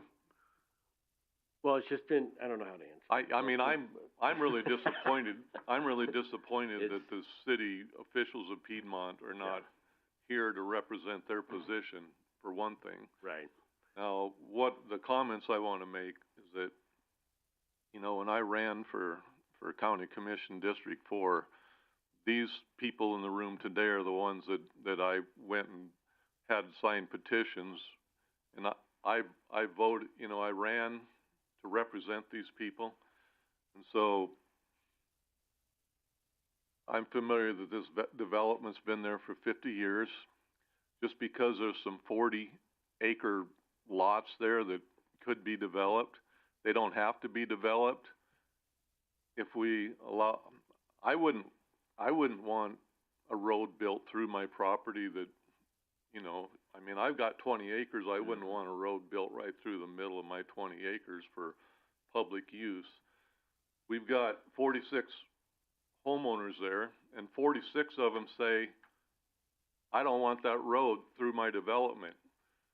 Now, yeah, there's some acreage there that could be developed, but if they don't have another access road, then the planning can say, no, you're not gonna what's wrong with having some 40-acre lots around Piedmont Valley that aren't developed?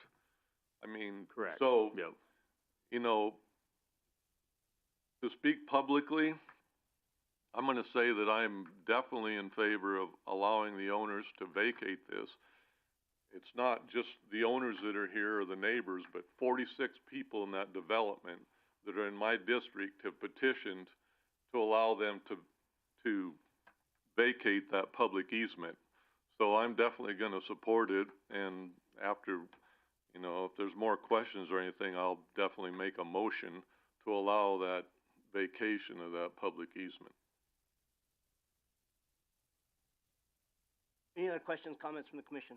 Yeah, so the way that this is laid out, and I mean, you're looking at one lot on the back side of this property, regardless of whatever happens in the front side. Mm-hmm. The idea is to add the one lot with an access easement.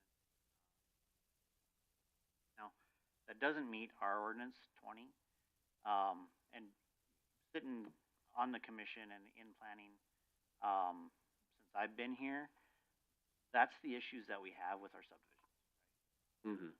So, you know, for me, this is one of those, if you came in and said, here's my plat, and we don't get to see this, this is another challenge, right? City and not through the county.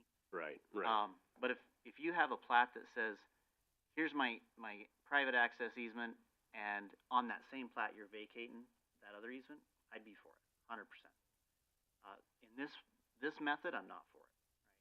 So this to me says that you're trying to vacate that and then do some other work, and then you'll get the easement going back to it. So to me, that doesn't fit with the planning side that we do within the county. I know that this method would not pass our county. Right, right. And that's legitimately what I see. So, So that's, I mean, to me, today I'm a no. Had it been a proposed easement on the bottom of that lot and vacating that one, I'd be for it. You mean the one on the south? Yeah. Or one coming through? If you did one on, if you were gonna provide access out there, I'd be for it. But the way that I see it, you're not providing any secondary access back to that. Gotcha, yeah. Well, and this was, It's just and Shannon's you're not proposing this.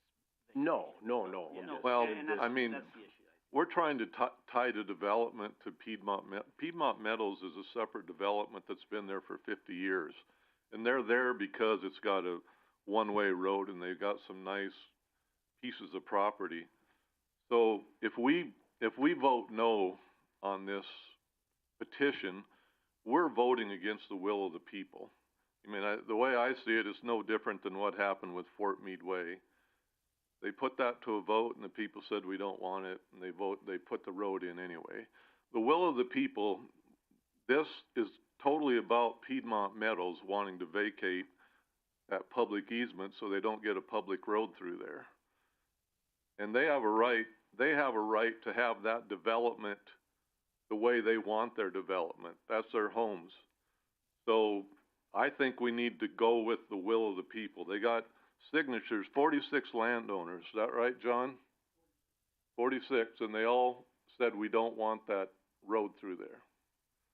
So, I mean, I'm asking my fellow commissioners to support these people in District 4 as I would want to support the rest of you if you had a similar situation in your districts.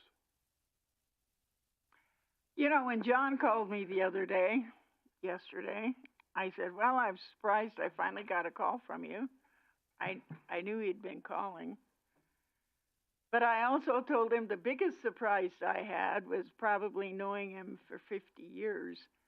I had never, during that period of time, seen his name on a petition as a circulator. I'm not saying John has not always been very involved in our community and has helped a lot of people out in a lot of counties, but he has never become politically active out front. He's never circulated a petition. So I knew that this was something he felt very strongly on. I have wondered throughout this process if perhaps, and it's why I brought up that proposed private, if the developers went and got that approved first, and then Brenda and Mel came back and asked for us to vacate that, or if there's any way in our motion to say we vacate that on the condition this other route be built, or at least platted. I don't think that we can. I don't think that's something that we can put in that motion because the jurisdiction actually falls within Piedmont. Yeah. And that's, I mean, to me, that's the challenge here is, I mean, I don't know what the conversations with Piedmont were. And to me, it's about, me following our ordinance 20 in 6.10. So that's where I'm leaning is we can't. But see, I think it would follow ours if that proposed 66 was there. Well, technically, no, it wouldn't because there's still 20 houses back there. But to me, that's a swap. And I know that, yeah, we have shut down. I know that we've had subdivisions that actually had roads built, and they did not get lots platted because they were past that. They didn't get the variance. So to me, this is a variance request, essentially. That would be, but it's tricky because it's Piedmont, not county jurisdiction. Right. And from mine is I can't vacate an easement without another easement there. Yeah. So, and this, so this idea was brought to us from Flopmeyer. So with that, of course, we're just trying to give them a chance to, what they want. But when you look at this layout, it's obviously a very preliminary layout, just so everybody had an idea. You know, nothing set in stone. But we could also, through our loop system, provide them a private access easement just for that lot. But of course, then we'd have to talk because our road's going to be paved.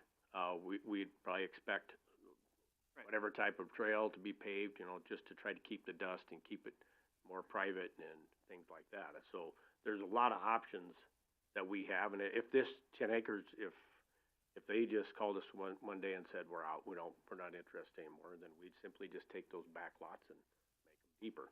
So, and absorb the 10 acres into our subdivision. So, but for me, for a developer standpoint, I think it just takes And don't get me wrong, 'cause I deal with public safety and all that stuff in my everyday business, so, but as a developer standpoint, if it just, having that road going through there, it just takes all the privacy away from all these lots. But that's just me as a developer talking, not, And I is that don't- right or is that I wrong? don't But it disagree with just you, Shannon. really, it's all that additional unknown traffic through there that. And I don't disagree with you, but the piece that I'm looking at today is vacating it right away, Mm-hmm. right? Your map doesn't show that road goes through, right? So, in theory, that's what would happen. So, to me, it's just, we're vacating a right of way and not putting a right of way back. That's Oh, what okay. you know what I mean? Yep. Cause it's just the black and white today is that's what this would be. Now, I can't tell you, vacate this one and then I want you to put the other one back, I can say that, but you don't have any authority over that either. Right, I don't. No, but you could ask. But the other thing is, that doesn't even line up very well with Cliff Drive. If it gets left that way, it would be nothing but a hazard. But we've got other hazards. Yeah, I got a question for Tanya.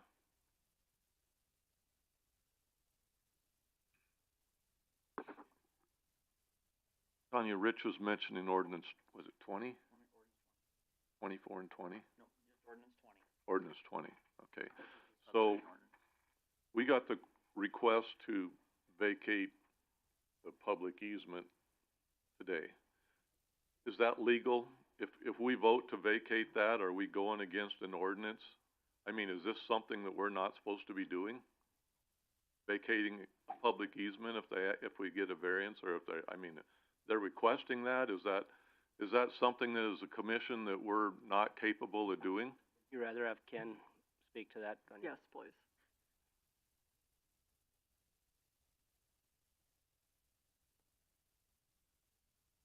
Please announce yourself, Ken. It doesn't violate anything. Ordinance 20 is our subdivision ordinance, and it's a jurisdictional issue. It's a 3-mile jurisdiction for plating purposes for Piedmont that falls within for their plating purposes. The vacating of the public right-of-way is not part of the plating process, so that is within the jurisdiction of the commissioners. Yeah, so we can vacate this. Yes. If we want. That's why it's before the commission, because they weren't having any luck with Piedmont. And these are county residents that This isn't within the jurisdiction of Piedmont to vacate this easement. Yeah, right. And But it is within the jurisdiction of Piedmont to create the new easement. Correct. To do the plating of the new areas, that is within the Piedmont jurisdiction. okay. So any additional access points So I mean, through Piedmont the plating would be, Piedmont jurisdiction is strictly gonna be with this new development. Piedmont jurisdiction really has nothing to do with Piedmont Meadows. Piedmont Meadows is within the jurisdiction of City of Piedmont's plating jurisdiction. yeah, it's plating jurisdiction versus Plating other jurisdictions. Go ahead, Talbot.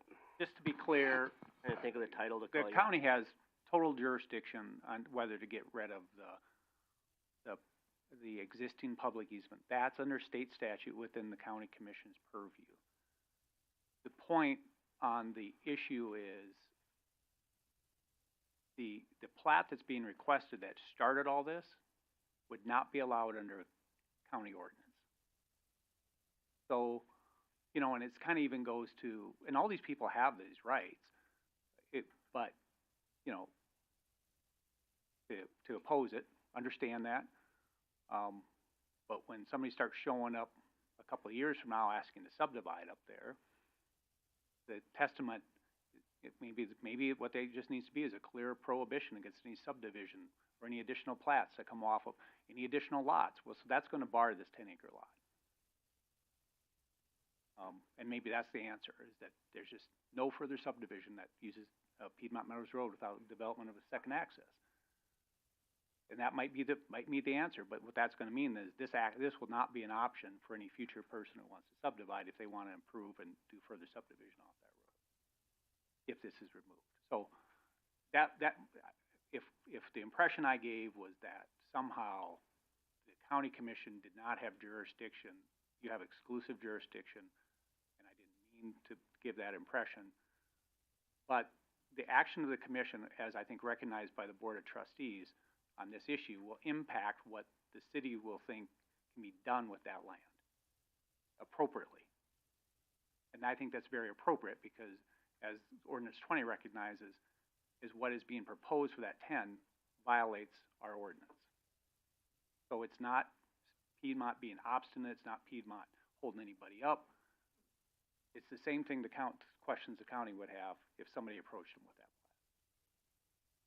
Okay, Any other questions, comments from the commission? I saw, Brenda and Mel shaking their heads, so Sure, certainly. do you guys wanna respond to Certainly, do you have a anything? response? And then, I'll make a motion, so Certainly, yep. otherwise we're just wasting our time if No. there's no motions made.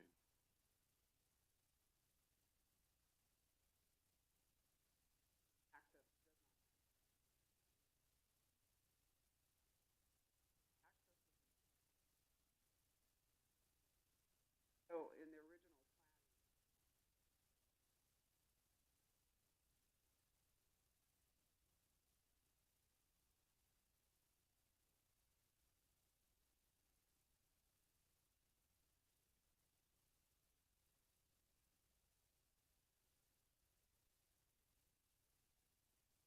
paralleling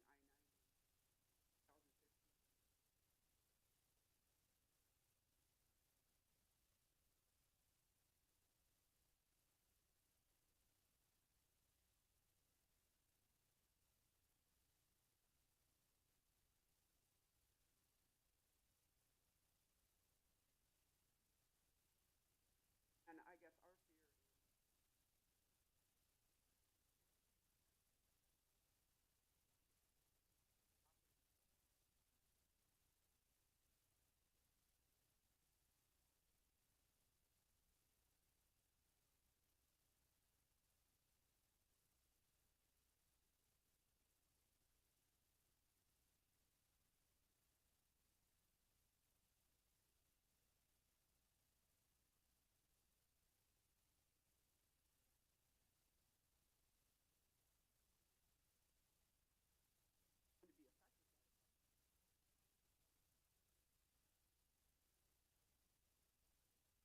are holding them hostage,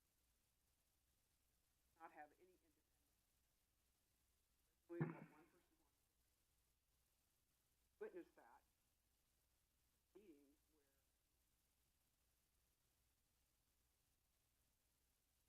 doing so. So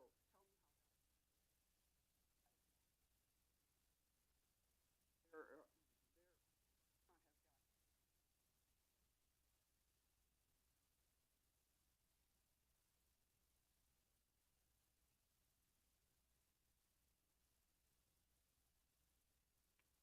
Thank you, Ms. Blattmeyer. Any other questions, comments, real briefly, Mr. John, real brief. This will take 30 seconds. I've lived in Piedmont Meadows for 46 years. In that period of time, there's never been a lot size that has gone small. Easy for Talbot to sit here and say, well, it's gonna be developed at some point in time.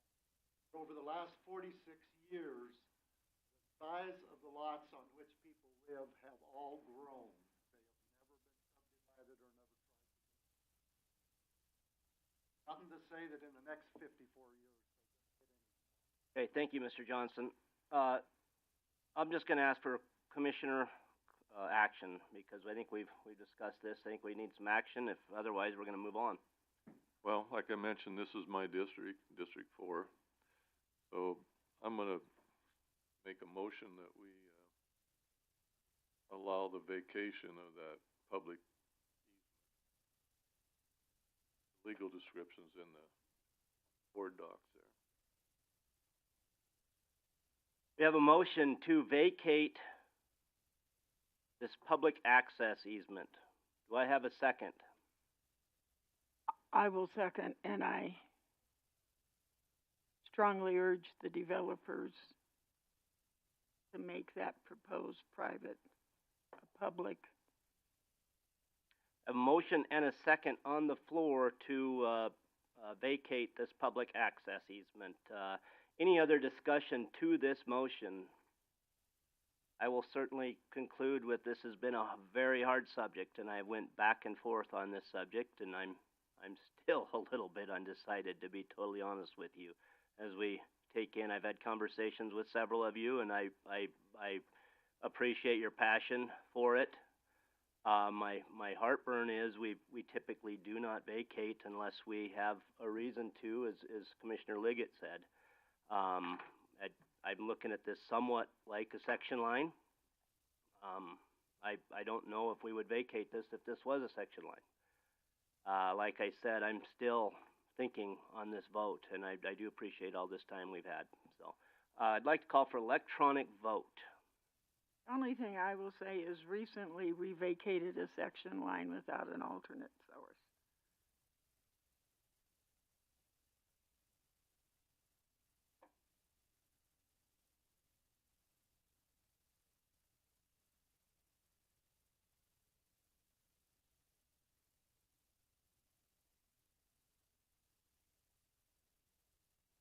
And it is one of the most difficult votes.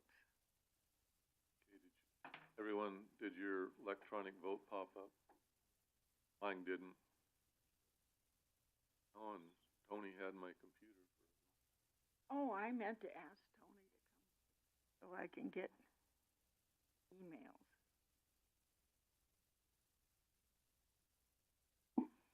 I'll vote yay.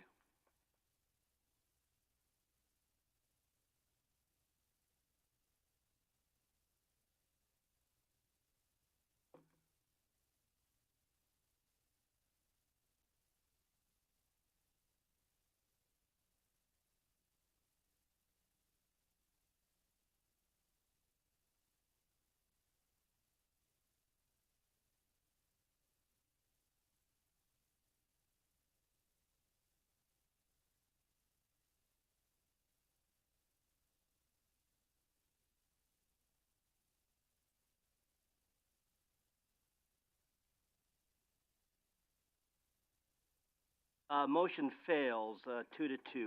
We're gonna take about a 10-minute break. Let's reconvene. It's 11:15 right now. Let's reconvene at 11:25.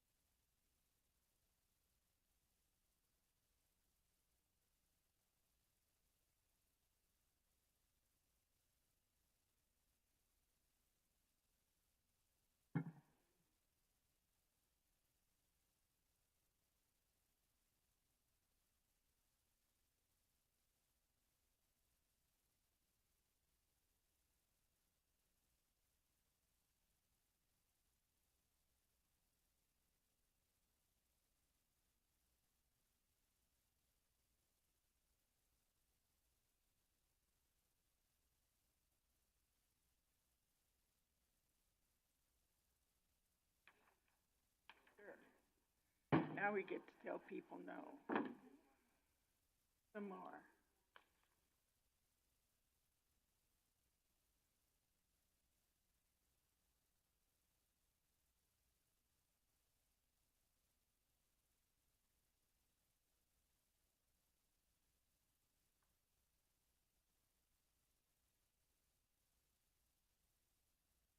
Yeah, we just voted right against the people, so feel proud of that.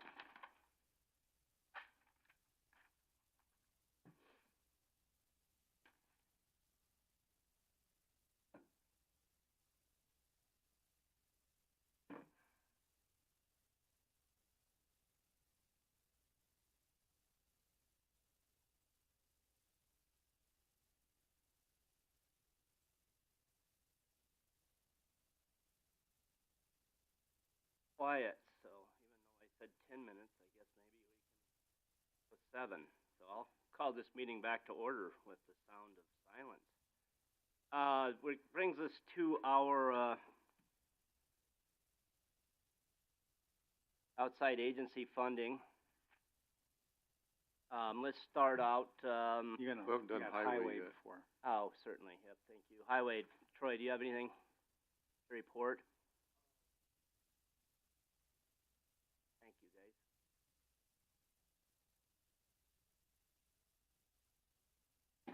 Other bridge. Oh, your bid. Yes, Funding request. apply for this grant and application for the bridge on Antelope Creek that we, discussed here about a month ago, I think it was. The application that Bros filled out for us for preliminary engineering on that bridge. Trying to replace that because it has a reduced load limit. Is your microphone on? Yes, it is now. Thank you. So one of the things I wanna make sure that we look at, is this for preliminary engineering on that? Yes, that's correct. The H&H on that bridge, I think, is pretty important. I think we have backup on that water when it overflows. Mm-hmm. So I think there might be some additional construction in there. Not real sure, but I know that we should make sure that. Okay.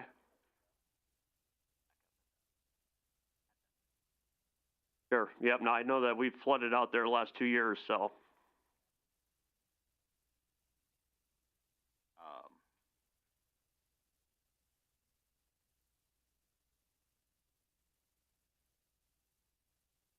So this is just for the grant application.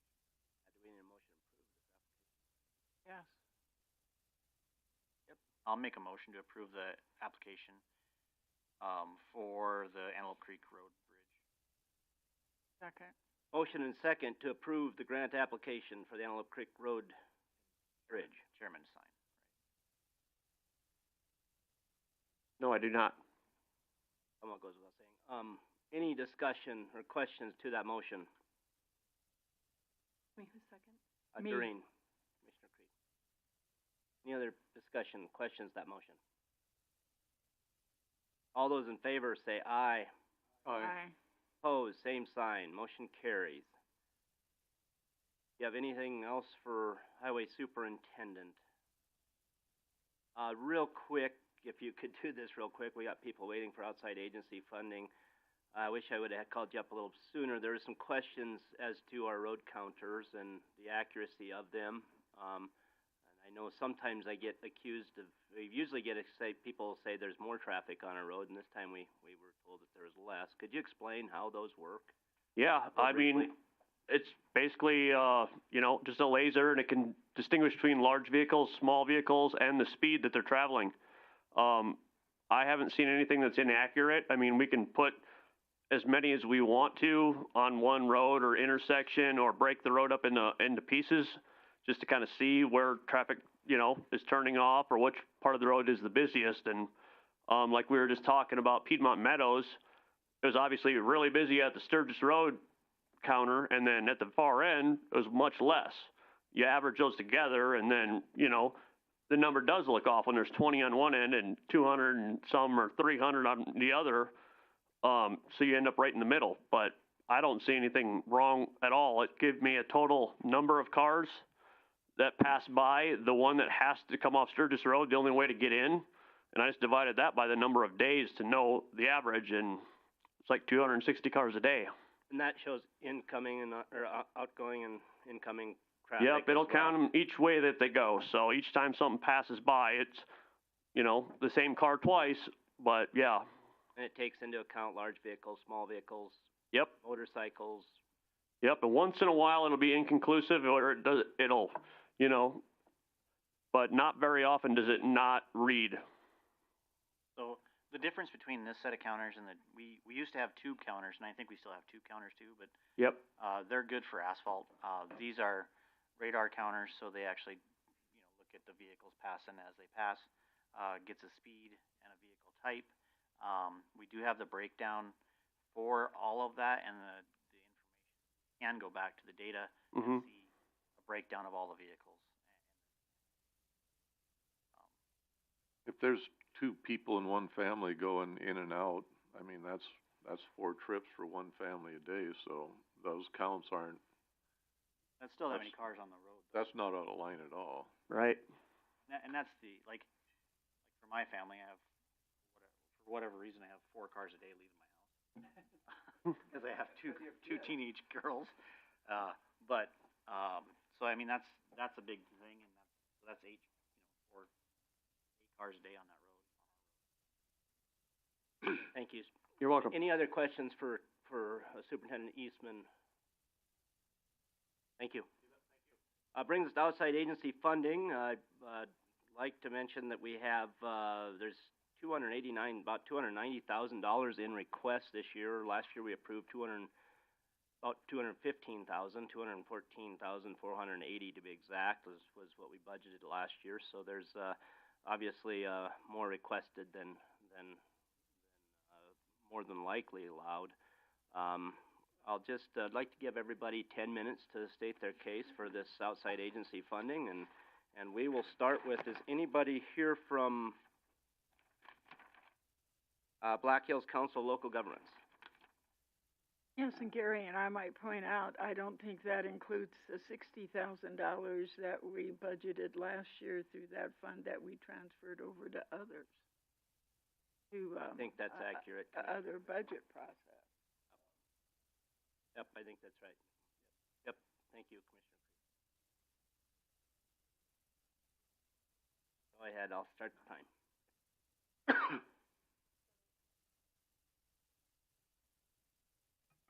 There you go. I was prepared to present our annual report, which might be a little bit different than your outside funding requests, but I did see that the number is up there. Your total increase from last year to this year would be $530. So I think the $17,000 on there is a little high, but we did approve our first dues increase since 2010. I know that the trend that was shown on the sheet would appear different, but it was really just a matter of making our dues uniform across all of our members. So it's been 52 cents per capita since 2010. Now it's 52 cents per capita plus the CPI, which was 3.4%, which became a $530 increase from last year annually. So with the report that I provided, this is our 2023 performance report. I started this when I became director because I felt like it was important for our members to be able to see what they're getting for their membership and to just outline what we do. This provides information for all 9 of our counties and 21 members. So if we want to look directly at the benefits provided to Meade County, we can go to page, do you have it on there? It's alphabetical. So for Meade County, we provide a return on investment. If you look at the assistance obtained since the year 2000, it's been $103 million in Meade County since the year 2000. Dues paid includes Meade County dues paid, but it also includes the other members. So that $283 is the sum of Meade County dues plus Sturgis and Somerset, who are also members. Cities that are over 1,000 in population pay membership dues. The next portion of so your total funding request or funding secured, outside funding secured, divided by the dues ends up giving you your return on investment, which is just above what we're seeing on the screen, at $364 to 1. And then recent applications only includes what we did for the year of 2023. So in 2023, we provided technical assistance for 12 different applications, and those applications resulted in $14 million of outside assistance. And some of those that say pending, they've since been awarded. They were just applications that were started in 2023 but were pending award. So those will be captured in the 2024 report. Overall, if you look at what we did in 2023 from a regional perspective, we did a total of 70 applications were prepared. Successful proposals resulted in $110,586,000 in outside funding. And outside funding just refers to state or federal dollars that were provided for local projects. And then we also, as the Council of Governments, had received an additional $232,565 for indirect funding, and that is outside, that's contracts that we can bill for or outside funding through other grant sources. If you look at overall funding totals since the year 2000, Black Hills Council has assisted our membership in obtaining over $621 million of outside funding. And if you look at that on a population basis, it represents about $3,144 for every person in our region based on the 2020 census, and an overall return on investment of 358 to 1 if you're looking at us as a region. So I guess at this point, I will take questions from anybody or comments. Questions from the commission? Thank you, first of all. And then just to clarify, the request for this year is the 15,526 plus 530. Yeah, 16,055.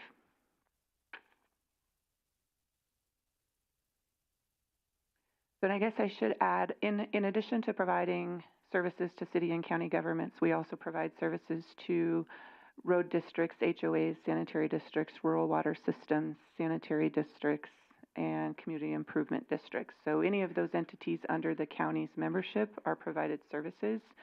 In recent years, we've gotten a lot of requests for assistance from those types of entities for subdivisions with faulty or failing water and sewer systems or needing to tie into a larger system. And part of the reason for the influx in requests is due to the Bipartisan Infrastructure Law and American Recovery Plan Act funds. Normally, those types of systems are only eligible for loan, and with those additional funds coming into the state, they're now receiving grant dollars, which is kind of atypical prior to 2020. Yeah, it looks like a number of, well, all of the member agencies within the county help provide and support to have gotten. Correct. Any other questions or comments? Jennifer and her staff, to follow up with what you said, generally know what all the eligible parameters are. So you don't spend a lot of time chasing a rainbow that there's no pot of gold under. Correct. We work with our typical programs, and we can usually immediately, with one call, tell somebody whether or not their project is eligible or not eligible. Any other questions, comments? Thank you, Jennifer. All right, thank you. Anybody here from Black Hills Works?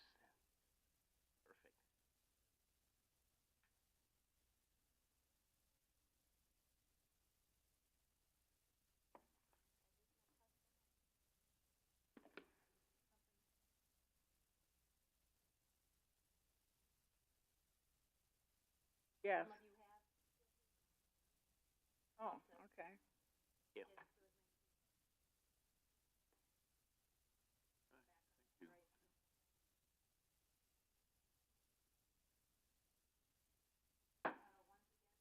Welcoming us, I'm Tammy. Might turn your microphone on. There we go. I'm Tammy Hopp, the Director of Philanthropy with the Black Hills Works Foundation, and I'm joined today by Ryan Sweeney, who is a proud employee at Raider Cafe, which is why one reason I asked Ryan to join me today. Ryan reads lips very, very well, so when you do address him, just look directly at him, and if not, I'll help interpret. Ryan, I was just introducing you as a proud employee of Raider Cafe. Before I get into, before you share your story, Ryan, I just want to give a little bit of background on the book and why it represents your impact for 2023. Last year we celebrated our 65th anniversary of supporting people with disabilities in our community. Many of the stories within, and in celebration of our 65th year, we highlighted the stories and journeys of 65 people we support, including many people who have for many years been valued employees out at Ellsworth Air Force Base, and also a few who hail from Sturgis and Meade County, to include Rodney. His story is in the book as well. But it's really our thank you to the community, including all of you, for being a partner and a supporter of possibility, really, when it comes to people with disabilities. In 2023, there were 58 people employed at Ellsworth Air Force Base who traveled 95,000 plus miles going back and forth. And your gifts in the last year and in past years have helped support the maintenance, the drivers, all the costs that come with maintaining a fleet of vehicles to make that happen and to make jobs for people like Ryan possible. So now I'm going to turn it over to Ryan. Ryan, how long have you been working at Raider Cafe? 5 years. And what do you do? And what do you do there? Utility. Utility? You work doing dishes and cleaning tables, or more the back room? Mostly in the bathroom. Okay, making things run. And Carl, his supervisor, describes him as a very dedicated employee. What do you like best about your job? I just like putting away dishes and mopping the floor. And when we were driving up here, one of the things in helping Ryan 5 years ago, well, first of all, let me back up. You moved from Texas. Yeah. Because of the supports that Black Hills Works offers, not that long ago. And there was some exploration around a good job fit for Ryan. So Black Hills Works does a lot of that, helping people. He worked at the library, he worked in some other restaurant jobs, and Black Hills, or Raider Cafe, was a good fit. And one of the reasons it was a good fit and a little bit more motivating was the paycheck. Am I right? It's at a higher pay. Yep. And everybody, I mean, that the dignity of work is super powerful. We all want to feel valued and have purpose, but a paycheck is nice too. And it just helps Ryan engage in our community a little bit easier. I mean, currency does that, and belonging does that. So you have really made all of that possible. So we really appreciate it. This year we're asking for $1,000. Just every costs go up every year. Our impact doesn't lessen year over year out at the base, and we are again grateful for all the support that you've offered over many years. Do you have any questions for? I'm asking if they have any questions for you or for me.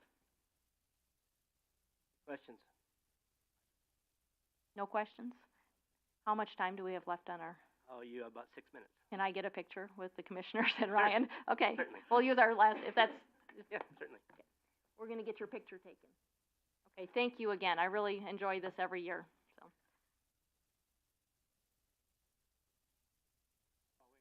We'll come down. Oh, okay. Perfect.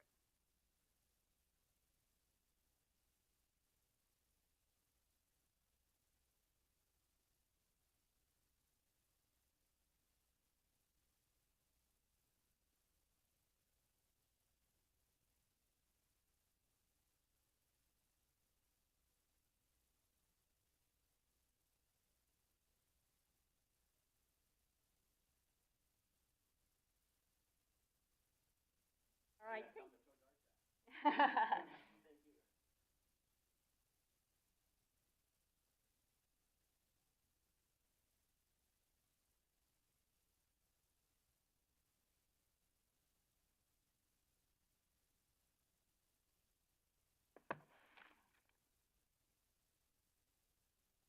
Elk Creek Conservation District. Next.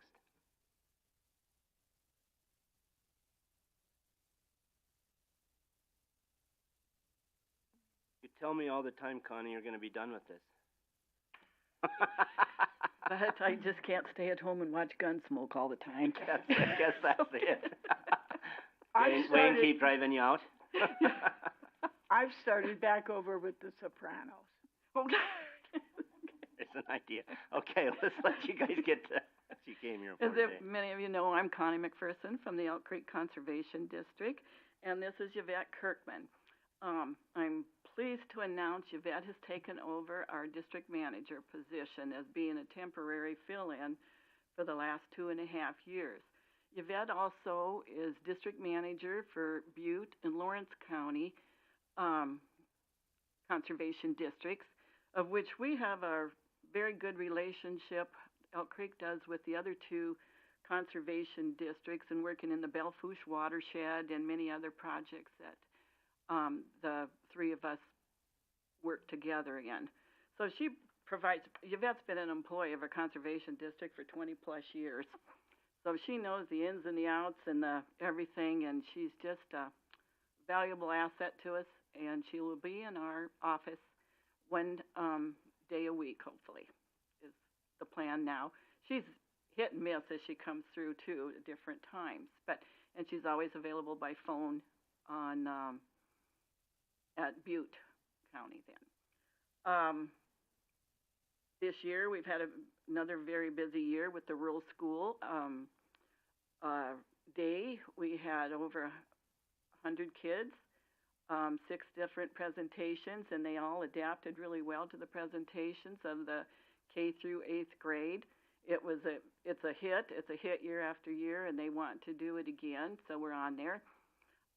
We did go out and get some sponsorship money, so we were able to provide a lunch using locals out there at Union Center for it.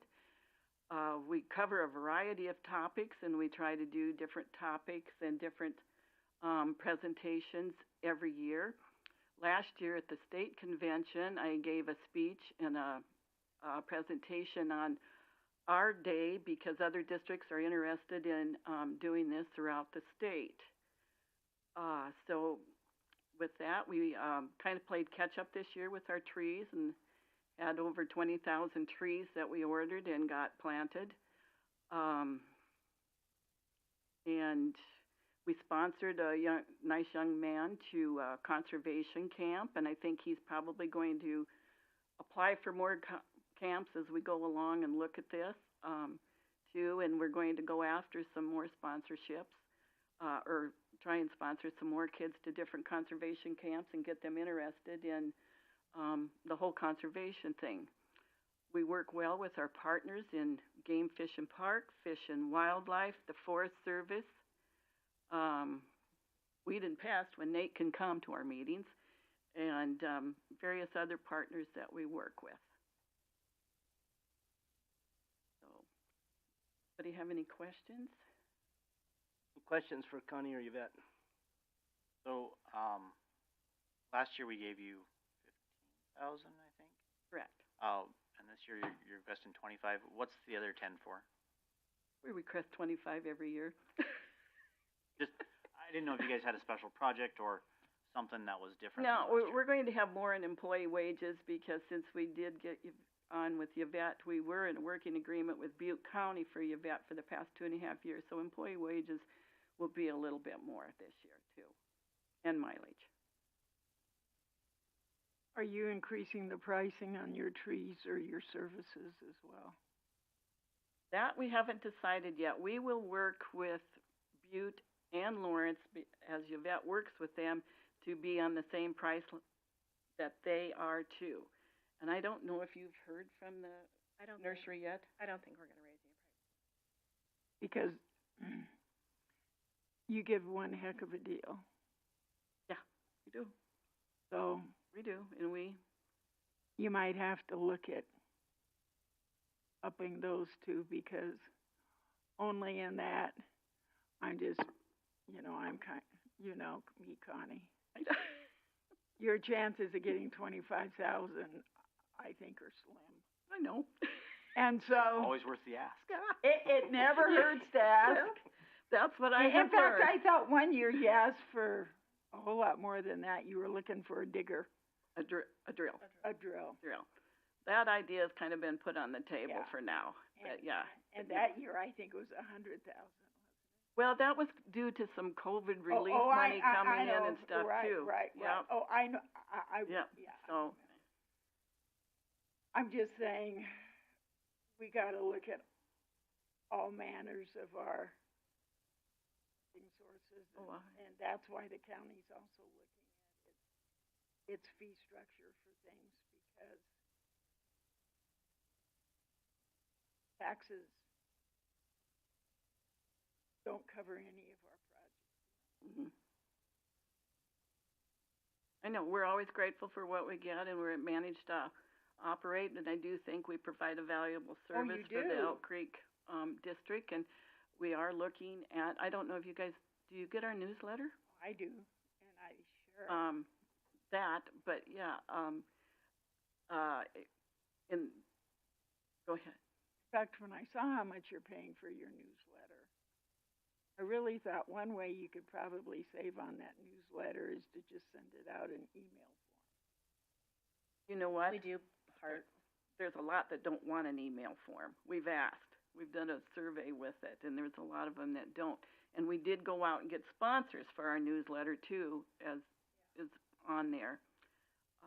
Also, but the one thing that Yvette found with the Piedmont area again is the different types of soils that are there. So she put that in this newsletter of the soil type, and to contact her to know which trees are possible there and which aren't, because some of them think they want whatever kind of tree, and it's like, well, that's not going to grow where you're at. That's just not possible. And so she did, she'll work with them on what might grow with them, and they're very thankful that they didn't invest that money into their trees then on a private tree plant then on a, that's going to work. And then,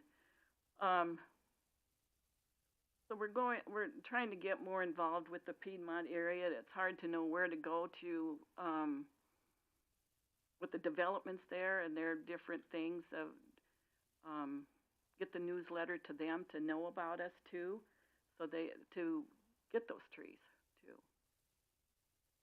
We did have a really good employee in the tree cooler this year, Julie Trigg. She was just fabulous in the tree cooler and got it all organized, and Yvette could carry on with the district manager duties. And then we hired a different crew for tree planting, a retired NRCS guy that had a really good working relationship with other customers through the area. I'll send you some contact.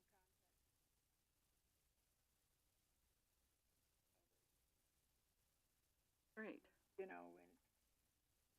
go to Lowe's or Menards or whatever and buy a tree, those people don't know which one. They pay a lot of money for them. Well, according to Kamak, they always did. Any other questions? Thank you. I'm liaison of this group, and I enjoy going to their meetings when I can. And I did attend the rural school day, not this year, but 2 years ago, last year, and it was neat. It was fun. It was interesting. Well, we invite all of you to come if you are able to come, and like that. And like I said, we provided lunch this year, and that's probably going to be an ongoing thing that we'll try and get sponsors again for the lunch program then. Well, I hope not to have knee surgery next. Thank you, guys. And we'll try not to do it on a commission day. Oh, yeah, and that's happened too, yeah. Thank you, guys. Thank for you, coming in. guys. Thank you.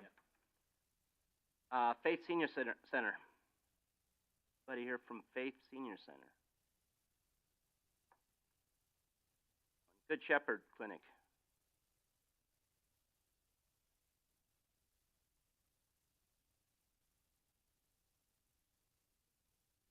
Hello, my name's Chris Davis, and I'm the Executive Director for Good Shepherd Clinic. We're located in Spearfish.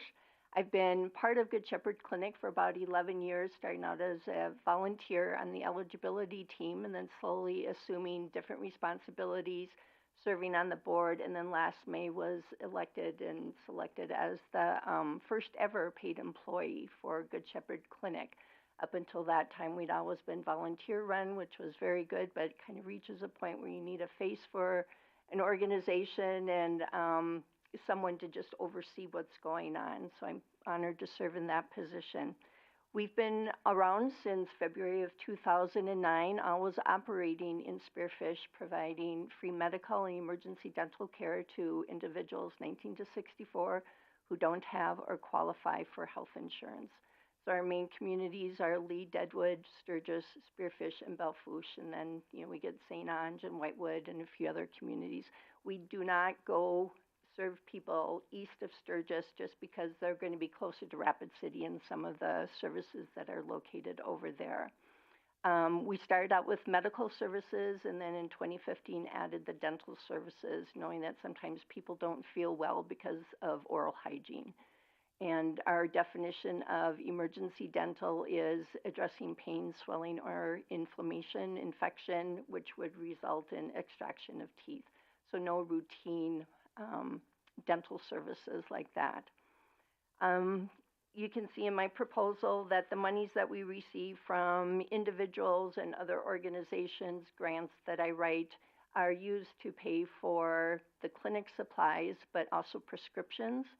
We originally started with 3 pharmacies in Spearfish, and then in 2023 we added Prairie Hills Pharmacy up in Belfouche, knowing that people can't always come to Spearfish.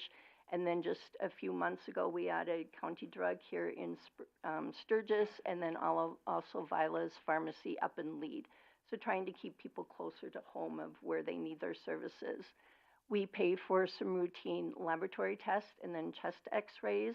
And again, that was through Monument Health in Spearfish, but again, trying to keep people closer to home, maybe because of transportation issues, convenience. We've also extended into all the Monument Health. So Sturgis Monument Health can fulfill our lab and x-ray orders that we have. And then we also have added up in Lee, Deadwood. And we're excited to say, and it's indicated in my grant application, but we have some details firmed up, that again, knowing that not everybody doesn't feel well on a Monday, they may not feel well on a Wednesday or a Thursday morning. And transportation may be an issue, so it's hard to get to Spearfish on a Monday night. Starting September 12th, we are going to be open 2 Thursdays a month up in Meade. And we are going to give that for a 6-month trial, and it's going to be medical services only, just to see how numbers go between patient numbers, providers, and the working relationship will be opened up at Shepherd of the Hills Lutheran Church. Right now I have 11 community members are already involved and willing to help out with the non-medical part. And then after this meeting, I'll be going up to Deadwood and meeting with the lead Deadwood providers and hoping to recruit the medical providers and some nursing staff. So we're very excited. Again, it opens up 2 other evenings for patients to go either up or down the hill and just some different nights during the week and during the month for people to seek services that they want. And in 6 months, we'll see what our board is thinking and then also the relationship with the church. So we are seeing, folks from Sturgis. We've been open about 25 nights so far this year, and we've seen 16 folks from Sturgis between medical and dental services. So we are needed.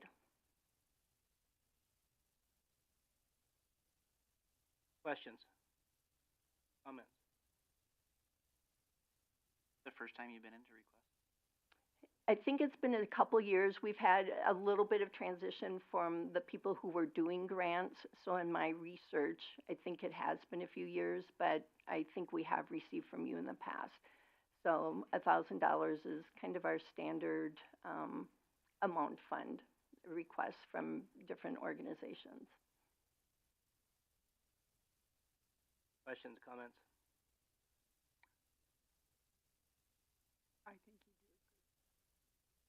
Thank you. People are very excited about us trying up and lead. I haven't had anybody saying, what a crazy idea, what are you thinking? It's very much needed. And, so again, we'll see how that goes and if we need to expand into some other communities. How many physicians help you? We have 15 to 17. There's always a little bit of fluctuation. There are some MDs, but then also some nurse practitioners and also some physician's assistants. So we try and have 2 on every night. Quite a few from Monument Health in Spearfish, but we do have a physician assistant that comes down from Deadwood. He was at the clinic last night, and if he stays on board, I don't know if he'll stop with Spearfish and then just concentrate up in Deadwood or Lead, or how he'll do that. And we've had some practitioners from the VA here in Sturgis. So it's very much a community and ecumenical, volunteers coming from Belfouche and Spearfish and down the hill from Lead and Deadwood. Also in 2022, I think it was, we started adding mental health. So we do always try and have a counselor on site just to visit with people, knowing that we can't do a whole lot on that Monday night during a short session, but having vouchers to get them into some other practitioners for some further help. So we've really expanded beyond the medical and something hurts. Again, the dental and the immunizations and prescriptions that we fill and the counseling services. Any other questions for Chris? Yep, Thank thank you you for coming in.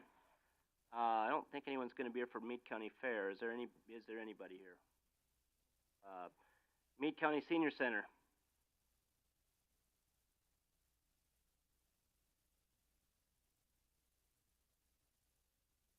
Hello. How are you today? Good. I'm Noreen Suniga, Senior Center Executive Director.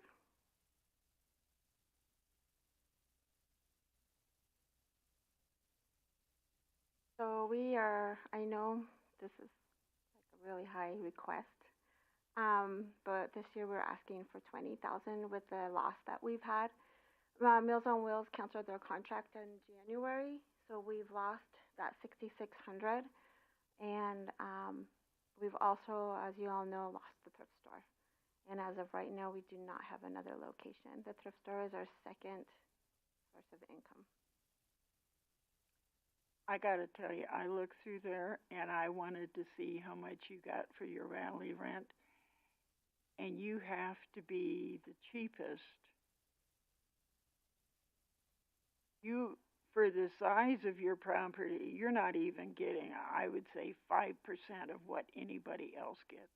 Right, we're currently on a 5-year lease, and so that lease ends next year, and then we're definitely going to be raising. We've got 1 more year of what our current lease is right now. Who do you currently lease to? Good Sports.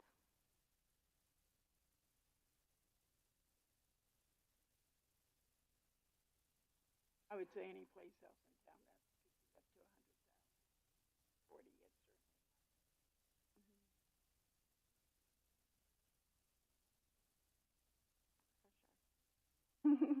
So yeah, we as soon as I became the director, it was the next year, so I was still new to the area, new to the whole rally thing, and so when we were doing the new lease,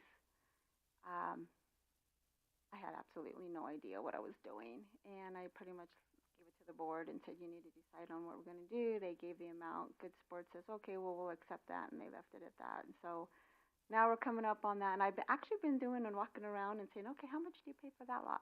How much are you paying over here? So I've been learning a lot about, it's not so much the square footage, especially when it comes to Lizelle. We're talking lineage, just that yard space. That's what they're charging. Well, you So got I'm learning a whole lot about. I'm sorry. You have a premium. Yes, we do. So we really I need to find this income with the Meals on Wheels loss as well as the thrift store. Why did Meals on Wheels? Because they were not getting the attendance, and they just said that they were losing money. It used to be very popular to have this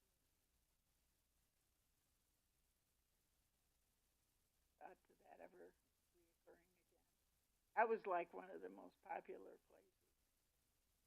I would love that. I barely get volunteers during the whole part of the year, let alone rally know. time. Yeah, no, I would need a get- minimum of 12 people to run that breakfast. Yeah, I truly believe you'd have to pay people. Mhm. Any other questions, comments for Noreen? Now I know y'all not quite 50 years old yet, so when are you coming to see me and have coffee with me at least? I mean, Rhea used to come up to our board meetings, but yeah, come and have lunch. Remember, second Thursday of the month is donation lunch, so you never know what we're having that day. So check out our Facebook page. Rich is the only one over 50. Oh, okay. Is Ross still president? No, he is not. Who's your president? It is Gary Erickson. And this is her last term. This is her last year, so we'll be getting a new president in January. But we're definitely, look on Facebook. We're gonna start renting out the parking lot a whole lot more. So as you saw, Music on Main, we're gonna start having vendors as well. So with all the city and the chamber events, we're going to start utilizing the parking lot a whole lot more, so we can start getting more.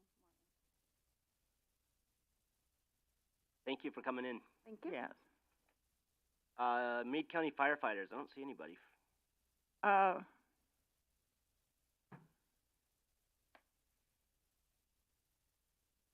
Yesterday, when Scott called me on something else, I said to him, gee, you guys don't want any money this year, huh? And he said, what? And I said, well, you didn't send in a request. And he says, I don't know how I missed it. I said, so does that mean you don't want any money? And he says, no, what do I do right now? And I said, as if Rhea needed anything else, I said, you need to email Rhea right away. And he did. Their request is 40,000. I believe that's what they requested. Right. Right. Northern Hills Casa.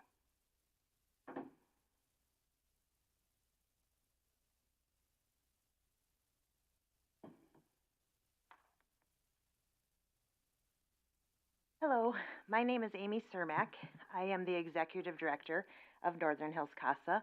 I started in this position a year and a half ago and was here last year presenting to you. So this is my second time here, but Northern Hills Casa, court-appointed special advocates, was formed in 1986. We promote and protect the best interests of abused and neglected children through the advocacy efforts of trained community volunteers. We want children to be safe, have a permanent home, and have an opportunity to thrive. Northern Hills Casa serves all 8 counties, which make up the 4th Judicial Circuit. Our largest caseloads come from Meade County. The circuit court judges have great admiration and respect for our volunteers and our program, as we give children a powerful voice within court proceedings. Judges refer to CASAs as their eyes and ears. They rely heavily on the advocate's recommendations when they make decisions regarding a child's future. We have been fortunate year after year to accomplish our vision of having a CASA volunteer assigned to every child who is removed from their home and placed in the foster care system. This is unlike many other CASA programs across our state and across our nation. For example, as of yesterday, the 7th Circuit CASA in Rapid City noted they have 484 kids waiting for an advocate. In 2023, 33 CASA volunteers dedicated 5,500 hours and traveled over 42,000 miles advocating for children and families. This included attending 111 hearings in Sturgis. We had an overwhelming interest in our spring training session and ended with 10 graduates. 6 of those have already been appointed to cases. The Northern Hills CASA team is currently supporting a pool of 54 active volunteers. Over the last few years, the percentage of children we serve in Meade County as compared to our overall totals has been consistently in the 44 to 47% range. We have advocated for 66 children in 2024 thus far, with 31 of them from Meade County. As a nonprofit organization, we receive funding through a variety of sources, including grants, local governments, corporate and private donations, and fundraising events. Unfortunately, federal funding through the Victims of Crime Act is significantly decreased. Our allocation this year was $60,000 less than the previous year. With regard to county funding, grants continue to be fulfilled from 6 of the 8 counties we serve. We have not received financial assistance from Meade County since 2010, despite the annual requests. It appears Northern Hills CASA was awarded varying amounts from Meade County from 2005 to 2010, totaling anywhere between $2,500 and $12,000 each of those years. As you can see in the application, the annual average cost of one CASA volunteer to an organization is $4,341. In the first 7 months of 2024, there have been 15 advocates appointed to cases and children in Meade County, which equates to a financial burden to our program of $65,115. We are respectfully requesting a grant in the amount of $17,364, which would offset the expenditures for 4 volunteers serving children in this community. The CASA model works. Having caring adults advocate for the best interests of children results in life-changing differences. Children who have experienced abuse or neglect fare better with a CASA by their side. Studies have shown these children are more likely to succeed in school, spend less time in the child welfare system, and find a safe, permanent home in a timely manner. Please consider making abused and neglected children in Meade County a priority. Thank you. Any questions for Amy? Comments? Thank you. I've always supported CASA. A great program. That would be fabulous. We're very blessed with amazing volunteers. And I've been with Northern Hills CASA for going on 9 years now, and this is the largest group of volunteers I've ever seen. 54 is a great number, and that's what allows us to be able to serve every child that comes into the system. Thank you for coming in today. Did you say that out of advocating for 64, 65 children, that 31 were from Meade County? Correct. That's in 2024 thus far. Up from January until today, we've served 66 children total, and 31 of those have been from Meade County. It's astounding how many kids are, or shall I say parents or whatever, are in that abused and neglected court session. We spend a lot of times in courtrooms. Thank you for coming in today. Piedmont Valley Library.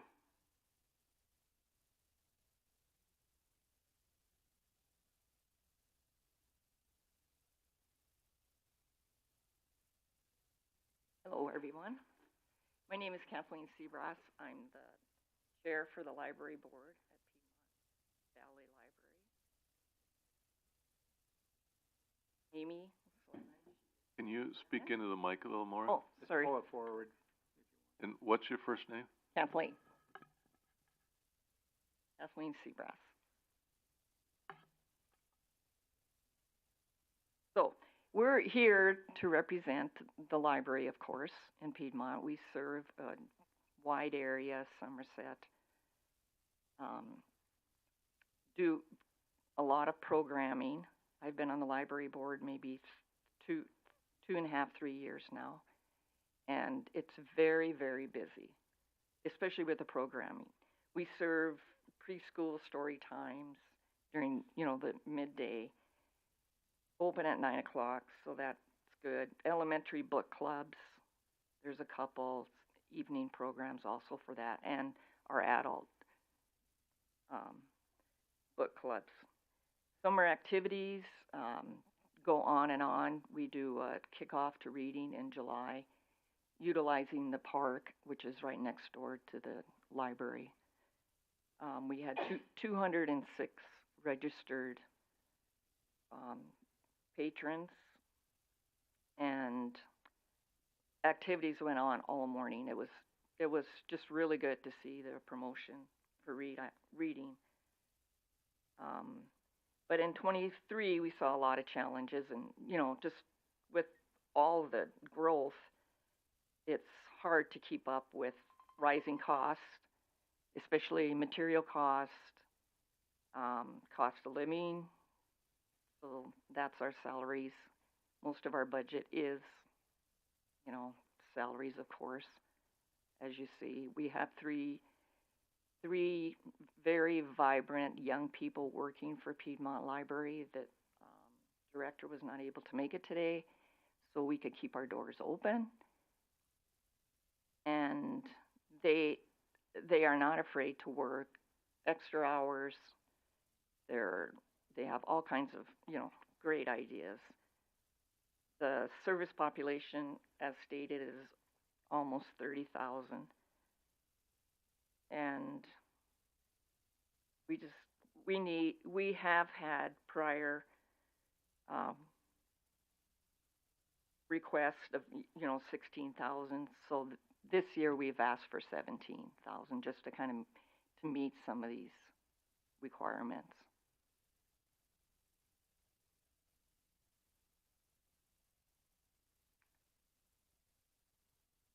Our fees go up, as you see. There's the operation fees always go up. So anything extra, be welcome. I would just add to what Kathleen said as far as our library plays such an important and positive, valuable role to our community. They're such a resource, and we have such a great, dedicated group of volunteers as well as our 3 staff members. So anything extra that you could do for us, we would really appreciate. So, you guys still do your satellite library in Somerset then too? Yes. So, you get a lot of people from Somerset coming up for programs and whatnot. Just, newcomers coming in. But we have someone that volunteers. She lives in Somerset. Brings books back and forth. Yeah. Our programming is just robust, and I think it draws from Sturgis. Is Megan still the director, or is it? Megan Steets. You guys do a nice job with small space. Yes, and hopefully that changes in a few years, but until then, we manage.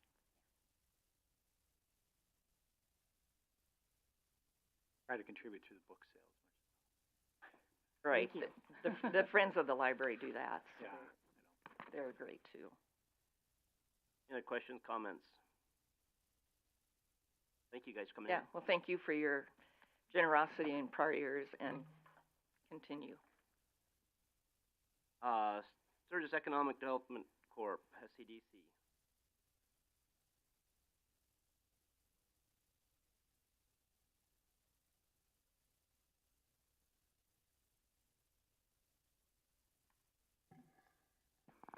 Good morning, Commissioners. Amanda Anglin, Executive Director of the Sturgis Economic Development Corporation.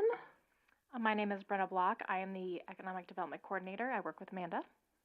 So I think I shared with you during my last update that we had finally filled our position, and I know some of you have met Brenna, and happy she could be here with us today. We did have a couple, we had to divide and conquer this morning, but Brenna was able to rush up from Somerset and be here with us. So as you know, we are a nonprofit economic development organization that serves Sturgis and Meade County. This year we are requesting $25,000 to help with our operational expenses and salary and benefits to cover the staff of the organization. We continue to focus on business retention and expansion and marketing throughout Sturgis and Meade County. We are trying to fill the needs for businesses in our area. One way that we have done that over the last year is with the construction of our 6,400 square foot building in the industrial park. That was an SEDC project. We have 4 units that we are leasing out to businesses. That's been a continuous need, not only in Sturgis, but all the way down the corridor through Rapid. We continue to hear that people would like to lease rather than build at this point in time. So that building was completed in June, and it was a $1.3 million project for us. We, in the past, had sold some land, so we had some money saved to contribute to that project. We have 1 space leased, and I'm working with a handful of other individuals. We have some other lease space in the park, so there's quite a bit of interest between the 2 buildings that are available. So we're just trying to work with the businesses to get them in the right spot. I am working with a business from Arizona. They want to move to Sturgis, and hopefully we can get them in our building, along with some other businesses that are in their homes looking to grow. So we also have our incubator space as well, that we have 1 spot available there, and hopefully that'll be leased here soon. As I mentioned, we had sold 3 acres of land last year, and part of that, we sold 3 acres of land for 3 new buildings in the park, totaling 29,000 square feet. That does include the building we constructed. So there are 6 new businesses out there, plus the additional lease space to come. Last year, we had also done some programming for small businesses with our Small Business Basics class, maybe looking to do something similar like that in the future. We also own the Exit 32 property right as you come into Sturgis, on the north side of the interstate, and we're kind of ramping up our efforts there to try to see something constructed on that building, whether it's a project that we do or we work with a business. But we're really trying to focus on getting that area developed in the future, as fast as we can move. Can you tell me the land across the street from that? Has that been sold? Is that whole project just on? It's on hold. But it's still under the same ownership? Yes, it is. And I've been told that they're going to do a project, but we've been told that for a number of years. We'll see if anything happens there.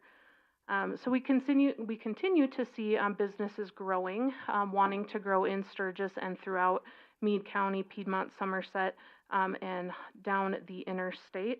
So we continue to work with the calls that we get in our office. And as you know, I mentioned, we hired Brenna to assist us with the increased demand for business growth in our county. And she has been working part-time in the Somerset area.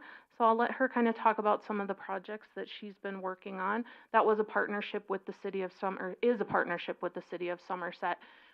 They're contributing to our organization to help with the salaries of Brenna's position. So, sorry, do you want to go ahead and just touch on some of the things you've been working on? Absolutely. So as Amanda stated earlier, one of my main focuses right now is business retention and expansion visits. And basically what that is going into our businesses throughout Meade County. We've actually created a master list throughout all of Meade County that we're going to work on a plan as far as visiting these businesses and trying to be the conduit to local leadership, to resources. I tell people a lot, usually business owners are working harder in their business than on their business. So sometimes they don't know where the gaps are and how to fill those gaps. So that's where my role is very important. We utilize partnerships with, Department of Labor for workforce, universities when they try to create a pipeline for internships and different things like that. So it's going to be a very important part of this position to do the business retention and expansion visits. Along with that, we've been also working with Piedmont Valley Chamber of Commerce. It's been a really great organization to work with, and we're kind of trying to figure out how to revamp it, make it a little bit more active and what that looks like. So we are actively in meetings either weekly or biweekly with that group trying to figure out what some of that looks like. we have been, do you want me to talk a little bit about the Quest? Sure. Okay. So we partnered with Black Hills Energy, and we actually did a mock hosting of a site selector. So a site selector company from the East Coast came out. We did a mock hosting, which is very similar to something we do with new businesses looking to come to this area. And they are going to be giving us some feedback here within the next couple of weeks that we will then utilize that feedback to determine a way forward, whether it be marketing, you know, a new area for growth in this county, in this city, as well as in Somerset and Piedmont. So it's going to be really exciting to get those results and see how that will develop into a strategy to move forward for growth. Along with Quest, we've been working with Vanacker Development and supporting I just came from the groundbreaking for a huge housing development that's now taking place in Somerset. 160 acres is going to be the first phase, and quite a few homes are going to be going up. They're hoping to break ground, have the infrastructure done, and then be selling homes by this time next year, which is very exciting. So working with that, I've also already had a hosting with a prospect from Minnesota. He is a commercial plumber. He's very interested in this all the way from Somerset to Sturgis kind of corridor to figure out where he wants to go, and that would provide 4 to 10 new jobs for this area, which is very exciting. So it's been a busy 3 months. We are just kind of getting our ducks in a row on where those priorities sit. It's obviously a busy season for a lot of our businesses right now, so just kind of working through some barriers and also creating some really good insights into strategy moving forward, so it's been good. So along with the Quest site visit, we're waiting for their feedback to look at different ways. They're going to provide us with recommendations on how we can better market our area from Sturgis all the way through Piedmont and Somerset. And so we're just excited to see what that'll look like, and then that will kind of shape our marketing for the rest of the year and how we're going to look at doing that. Brenna's been doing a good job reaching out to the businesses, and so we're just continuing to work on the projects and priorities we've identified for business growth in Meade County, and we thank you for your support, and if you have any questions, we're happy to answer those. Have you ever tabulated the amount of property tax dollars that, you know, go to our schools and fund county government from the industrial businesses in this area, and how many employees are hired?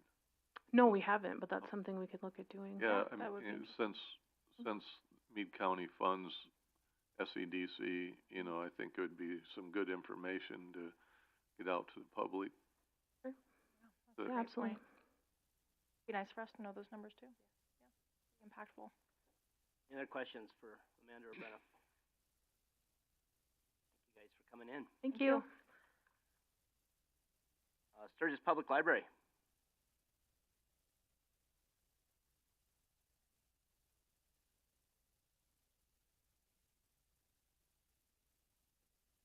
Well, good afternoon. My name is Chris Hahn. I'm the director of the Sturgis Public Library, and I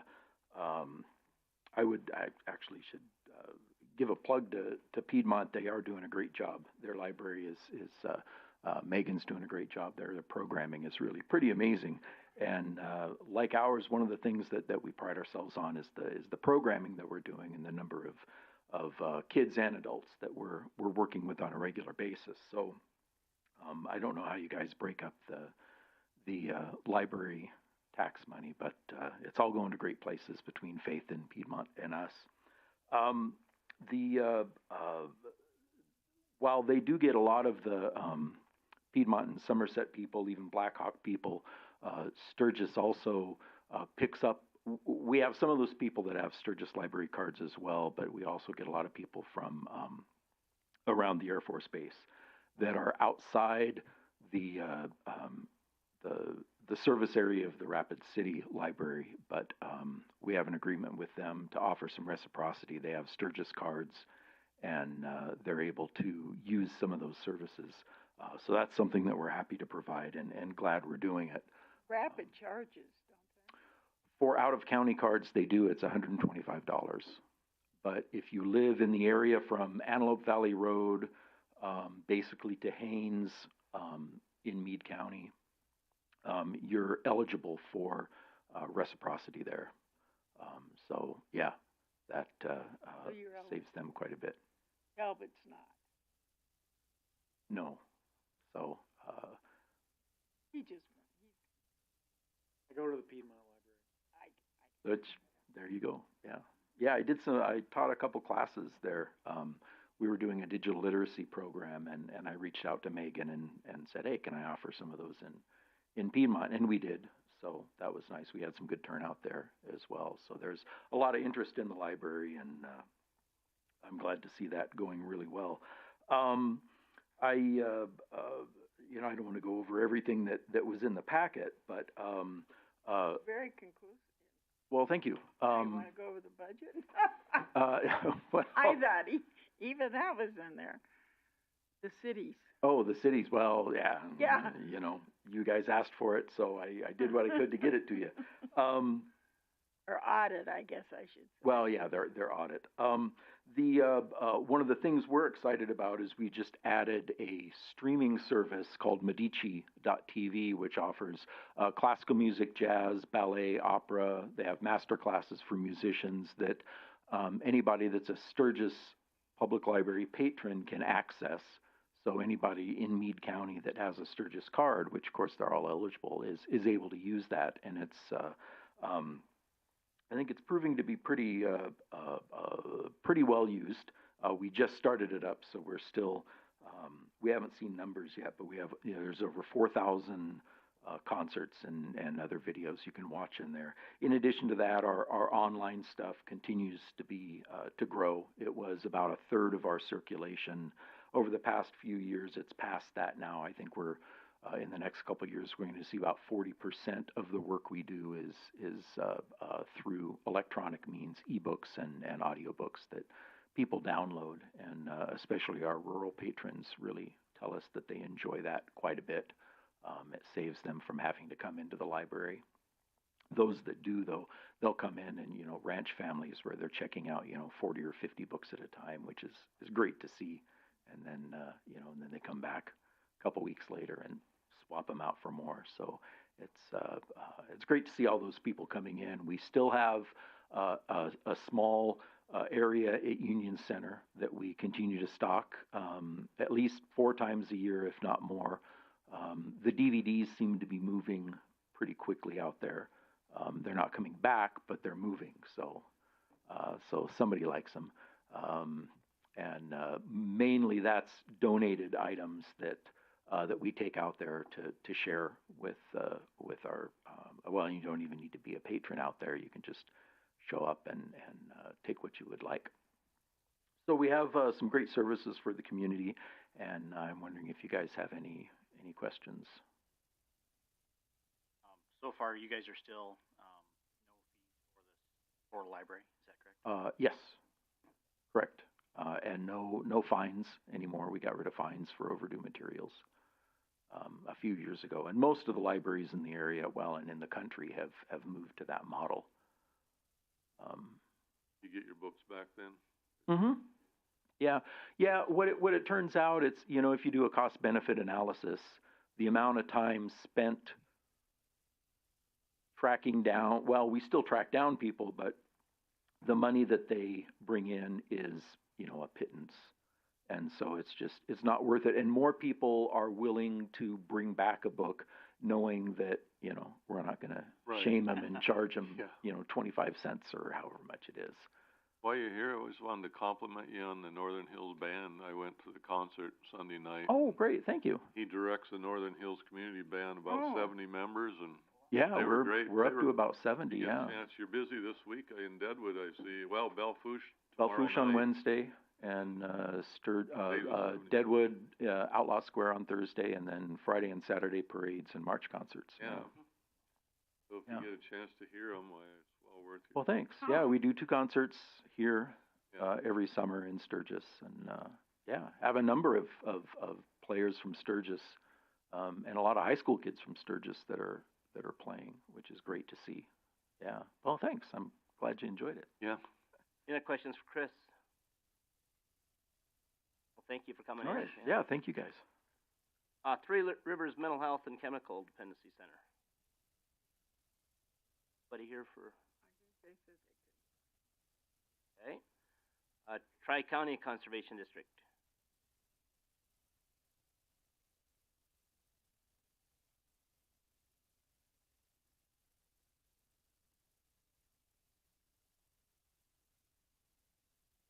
Good afternoon.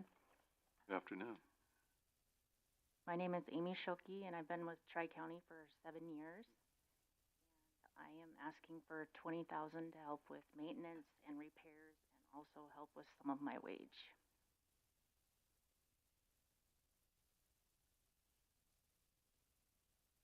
This year wasn't a big year, but it was good overall. We got a lot of moisture, so that was great. I heard a lot of my tree plots were a success, so I'm glad to hear that. I'm working with producers right now for more plots for the next year, which is a great deal, and I enjoy working with my customers and producers year after year. You guys have any questions for me? Questions, comments for Amy? Doing, do like snow fence type of? I haven't. A lot of areas kind of lean away from that just with all the snow and with the wildlife and so forth. I think there is possibly different programs, but I think it's more East River than around our area. You work predominantly in eastern Meade County and then some in Perkins. I do Perkins and sometimes I help in Ziebach, and I'm pretty much a one-woman show. Just you? Yep. Wow. I help with the plantings, and I've got a guy that has been there year after year, which is great. So there's usually about 3 or 4 of us on a planting. And the reason I'm asking for 20,000 versus 25 is not that anything has gotten less expensive. If anything, it has gotten way more expensive. Labor, mileage, fuel, you name it. But I think that maybe we could meet at this price just because it doesn't seem like a unreasonable amount to me when you figure as far as we are and as big as Meade County is. Have you adjusted the pricing of what you charge for your trees and your service? I did adjust on my trees last year, and I have not heard from the nursery this year, but there is a very strong possibility I will have to increase on some things. Just because we travel, sometimes round trip, it's 160 miles for a plot. But, And you don't charge them mileage? I charge a mileage, $1 one way. So if it's 70 miles, then I charge them $70. And I had to bring that to my board's attention just because when fuel went so high, we have a pickup our equipment is very old. And on a windy day, you might get 4 to 6 miles a gallon. Because we haul a lot of districts don't provide a tractor, and we provide all the equipment. They usually have the producer supply the tractor, and we have the tractor and so forth, so we haul it all.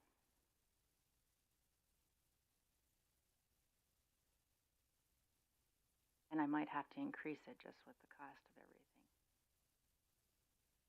It is. Questions for Amy? Thank you, Ms. Schulke, for coming in. Western Dakota Regional Water System.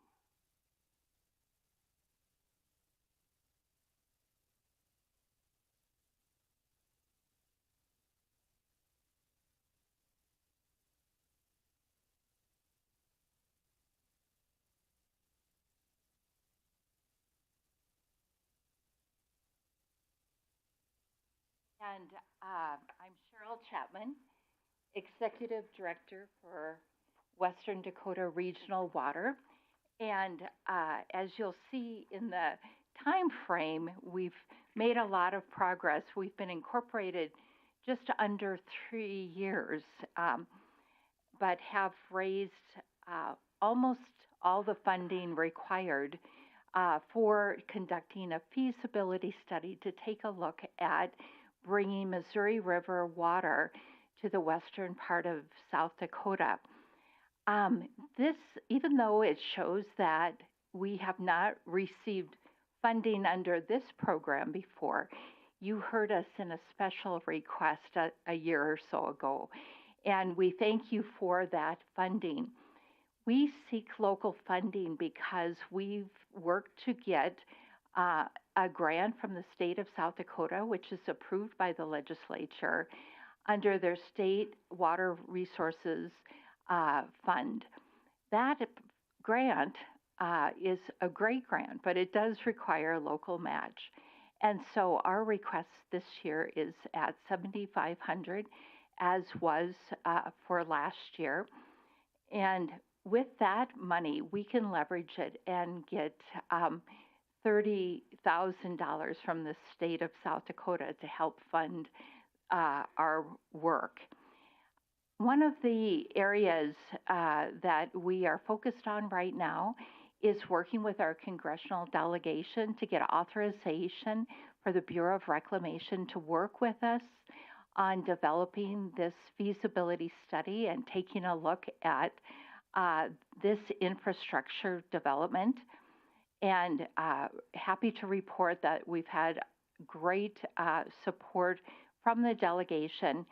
And Senator Rounds has also just introduced another reauthorization of the Rural Water Supply Act, which would allow reclamation to move forward with studying other water projects throughout the western United States. One of the other areas I thought you might be particularly interested in also is that with the support of Elevate Rapid City, a regional economic development, they had received a National Science Foundation grant, and with that, interns to help study complex community problems. And so with their help, we have been taking a look at the multiple small water systems throughout western South Dakota.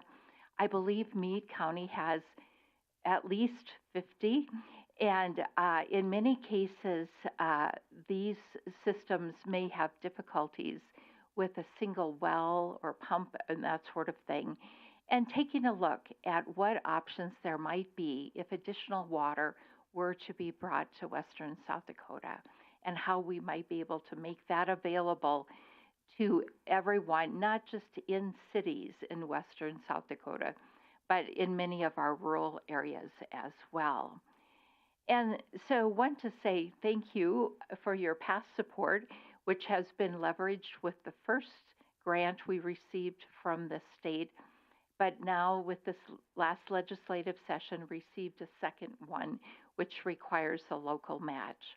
I might add that we've also worked closely with the state in getting what's called ARPA funding, American Rescue Plan Act money. That funding does not require a match, and so we're thankful for that as well. And I'd be happy to answer any questions you might have. Carol, what's Pennington County giving? Pennington County is looking at a $50,000 request for their next year's budget as well, and previously did $50,000. Mm-hmm. And Bear Butte and Butte Meade are both members of the mm-hmm. And Butte Meade has one of their folks is on our board, Todd Williamson.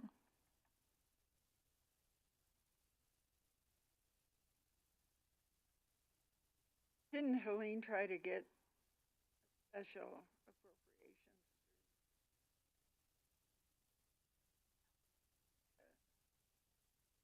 That didn't go through, did it? Well, her support of this project has been great.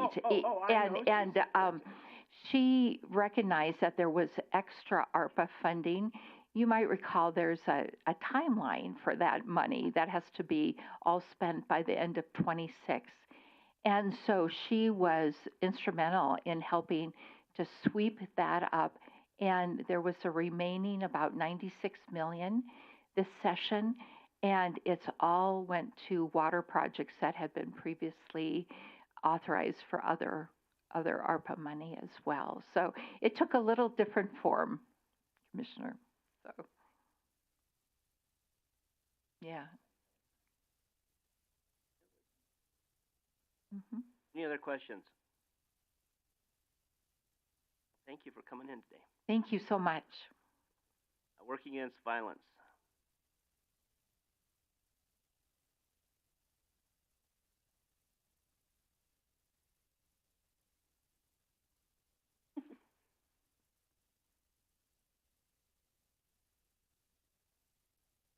Good afternoon. My name is Linda Schroll, and I'm the Executive Director for Working Against Violence, or WAVY as we're more commonly known. My name is Carrie Berard, and I'm the Finance Director for WAVY. So I'd like to start by acknowledging that we are asking for a large sum of funding, and we realize that. We really thank you for hearing our presentation and explaining the reasons why. So first, we want to start with telling you what we do and who we serve. So those of you, if there's anybody here that doesn't know us, we are the largest center that serves domestic violence, sexual assault, human trafficking, and child abuse victims in western South Dakota.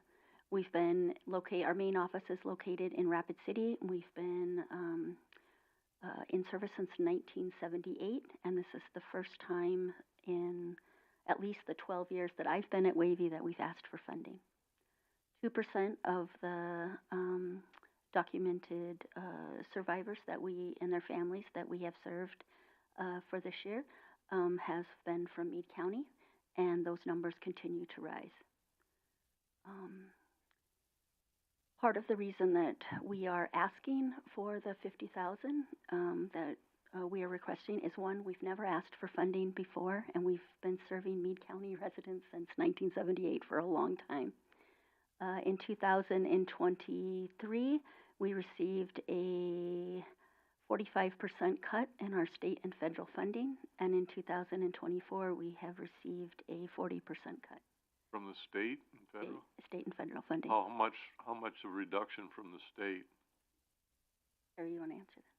In all, it totals from this year compared to last year is about $350,000, and in both years it's about. And that's from the state of South Dakota. Yeah. Well, it's from the Victims Against Crime. So it's a federal grant that gets passed through the state. The state doesn't budget any money to support. There was state funding that was allocated towards, but that's included in these numbers too. It's complicated. Some of it comes from federal funds and some comes from state funding where the state helped with the shortfalls last year. Doesn't some of it also come from marriage licenses? Yeah, we do get some of that from Pennington County. So with that, thank you, that was a good question. Also with just like an idea of what this looks like, we're asking for 2%. We serve 2% of our clients have been considered to be from Meade County, and 2% of our budget to cover that. In 2022, we served 2,804 survivors and their families, and in 2023, that rose to 2,864. Something important to know about that is that in that half of 6 months of 2023, we were in the middle of an expansion, and we still rose 6%. We did the expansion because of so many requests for shelter, for more shelter than what was available in this area. Services, as we have seen violence continue to rise, we've seen more and more people coming into the community, as just intensity of services requested has increased. Our services have too. So if you think about that, in 2022, we provided 20,138 free of charge services. The families that we're serving have little to no resources. We do not charge for their services. That includes things like shelter. It includes food, transportation, extensive case management, 24-hour crisis line. We do emergency response. We have case managers located at our public safety building. So if anybody, if a report comes in, we respond. We respond to both Monument and Oyate hospitals. We get calls from Sturgis Hospital. We get calls from Box Elder Police. We get calls from Sturgis law enforcement. Our case managers respond to Meade County for the present for the jurors, the grand jurors, on domestic violence and sexual assault. We do community education. Those services all of those, we did financial assistance. That's a huge one for our survivors. So we're helping with housing, right? So we're helping get them, we're providing that emergency shelter, but then we're also working with them to get them into somewhere where they can sustain. So they have a safe place to go, right? That takes time. Average stay is about 60 days now. Some is longer, but that's about an average stay. And in 2023, those services from 20,138 in 22 rose to 27,011, which is an increase of 34%. We are needing help. If we're going to keep serving and keep our doors open and we never turn anybody away, we need help. We're seeing, we have mothers coming that are pregnant individuals coming last months of pregnancy, suffering unbelievable violence. Their newborn babies are coming home to us. We're their first home. We serve the colleges. So that high rate of sexual violence, dating violence among our trying to curb that, change those dynamics, right? Those are the people that are coming to us. We serve men as well. One of the few shelters and organizations in our field that actually have housing available for males as well. We need help, and that's the bottom line. That's why what we're doing, why we're asking, and we just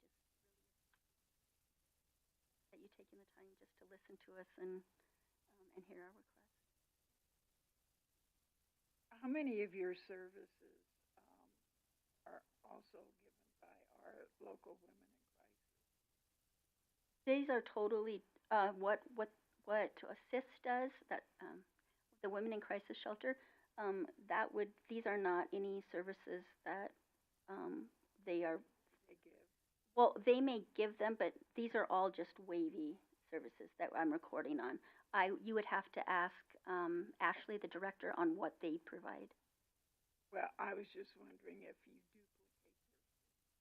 No, and the reason, well, we don't duplicate services because duplicating services is the same people, both sides counting the same people, right? So it'd be like, and we don't do that. Our services, these are people that are coming into us, and then we are providing their services. If they go to SIS and they provide the same services, that would not be in our stats. That would be in their stats, and we would have no way of knowing that.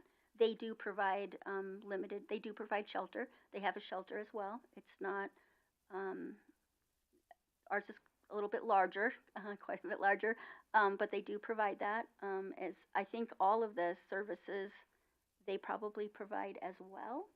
We don't want to take we're not asking or here to take anything away from SIS. We work together. We just are asking for help for the survivors that we're serving from Meade County. Something else important, I think, is to note those numbers are actually very low compared to probably actual numbers, and this is why. So because Meade County includes Box Elder and Blackhawk, a lot of times the families that we're serving, we have found that when they come in, especially if they don't have a permanent address, and so they're moving back and forth, right? Or they're staying in Box Elder, they'll say like, oh, I'm staying in Box Elder, and we'll say, well, what county? And if they've been in Rapid before, they'll say Pennington, they'll say Rapid, which means because they don't realize sometimes that it's actually Meade County, and then we look at the addresses, or we're starting to look at the addresses, we realize they're actually Meade County, but they don't always realize that, and that's where that info comes from. And the same thing with Blackhawk, because they go to school. Blackhawk, if they're in school in Blackhawk, they go to school in it's considered Rapid City Schools. So then that kind of mixes that up as well. So next year we hope to have, we're actually like verifying addresses now and doing a little bit better on that for documentation. But the 56 that we're asking for is, they were all actual documented addresses, residences that received our services. What are you asking Pennington County for? This year we got 145,000, and next year we're increasing that to 250. And the reason why is to make up the shortfalls that we're getting from the state funding. Sorry, that's not City of Rapid? 'Cause Yeah, I'm that's looking City of at Rapid, and your then budget. Pennington County, we also get some, 45,000 from them, and we requested 90,000 next year, but we don't know what we'll get yet. I think they did their preliminary. Yeah, from what you guys submitted, you got Pennington County. Yeah. Any other questions? Thank you guys for coming in. Thank you.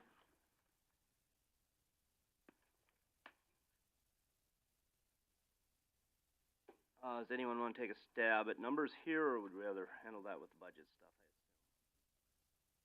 Anyone need a break before we get on the rest of our meeting? Yep, let's take a 10-minute break.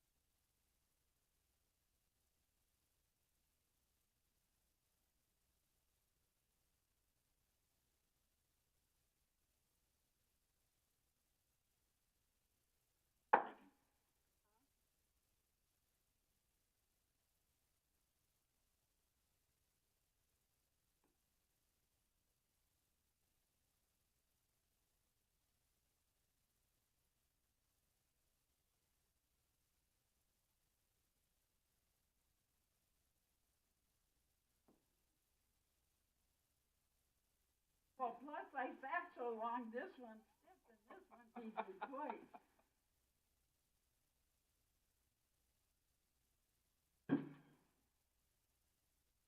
Easy on Rich, please, during.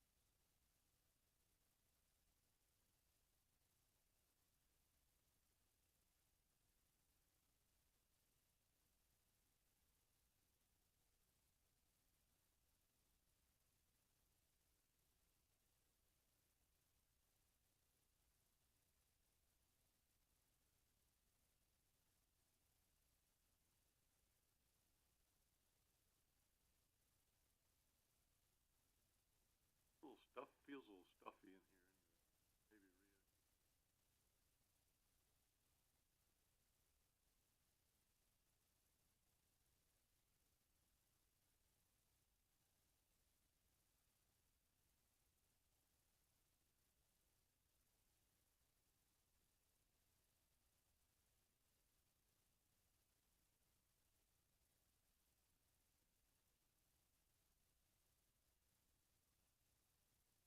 Maybe you're looking pretty tall in those shoes, Chris. I know.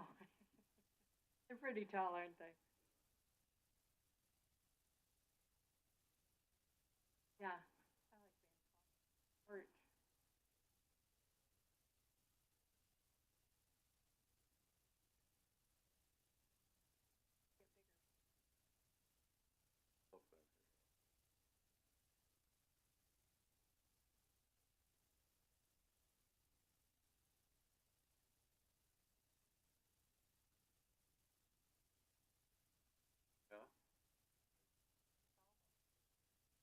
Yeah, I didn't go there either.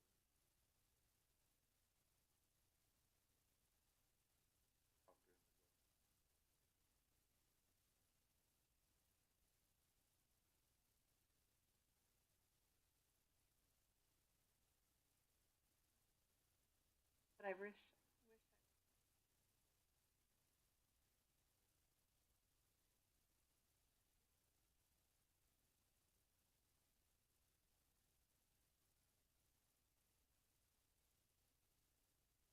I had no idea they had so many, 70 members.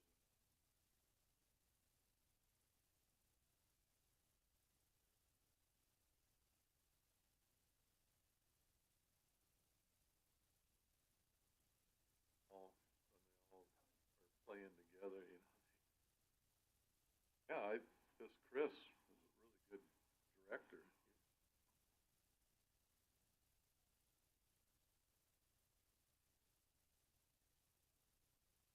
Quite an undertaking to bring that many.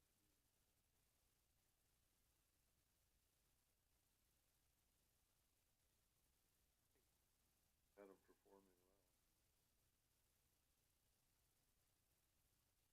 did,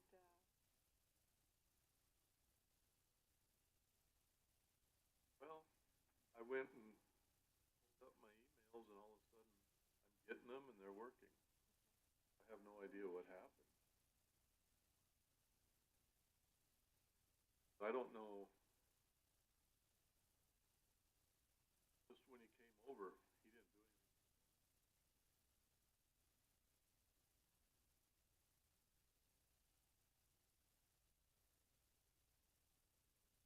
Hey, thanks for coming in. Thank you. Have a good day.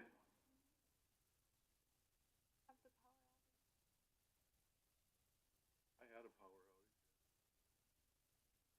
Yeah. Yeah, I don't know what.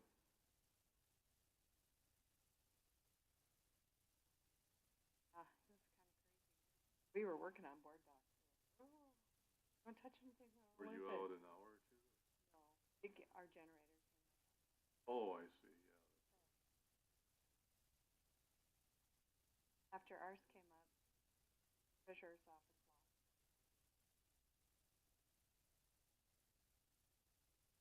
Kinda crazy. It's a long meeting. All those requests, you know, they're all good organizations,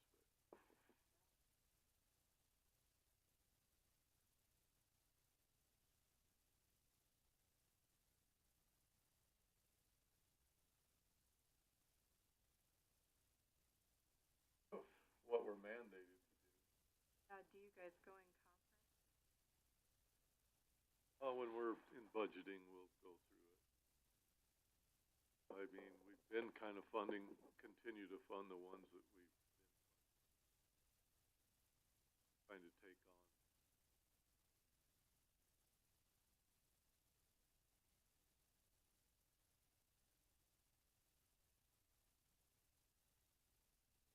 Haven't even started August yet, we're already.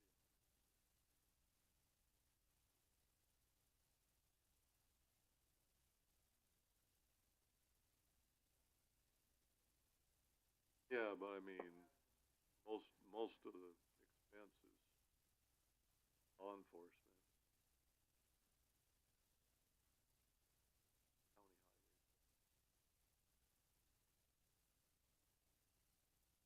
place it too. So maybe it's not so bad. I don't know. It's hard to kind of figure out.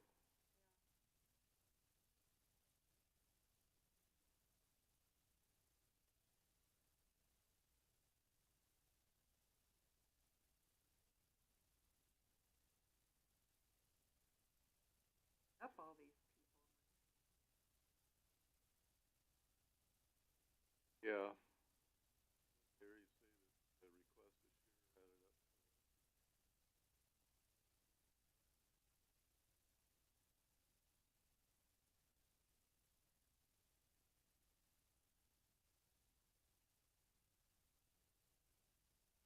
Already spent so much money.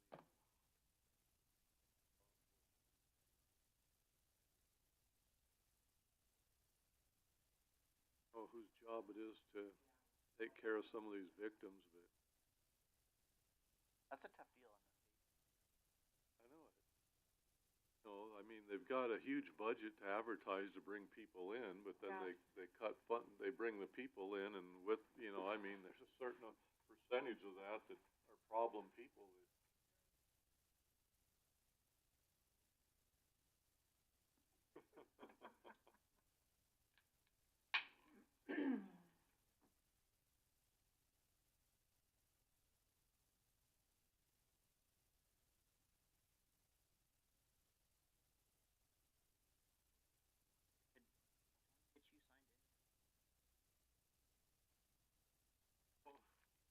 I wasn't getting emails. Cause you're still not able to vote, right? Oh, no, yeah, so I didn't talk to him about that yet again. So I don't know why that's not. You're a lame duck, Ted. Nobody's I listening to think you so. anymore. I know it. It's just feel like Biden. You look a lot better than he does. You walk with more confidence, I'll tell you that. Thank goodness. You talk way more eloquently. Well, I wanted to get out of here before I did start walking like. What was the, I saw a opinion piece, and started out with saying, regarding Biden's withdrawal from the race, I have a couple questions. First, who made the decision, and does he know yet? Oh, yeah. Yeah, there was something on Facebook. I'll remind the Biden's really commissioners, we gonna be mad probably when are live. That's all right. I didn't think you minded, but it was just Biden's really a gonna reminder. be mad when he finds out he dropped out of the race. Okay, let's call the meeting back to order quickly. Brings us down to communique. The commission. I don't believe there's anything in communique that needs your, action. I'm still astonished that this is what, the disinterment permit number 5 or so in the last couple of years. That just blows my mind. See, I disagree. I think there is Oh, okay. I gotta sign back on. Yes.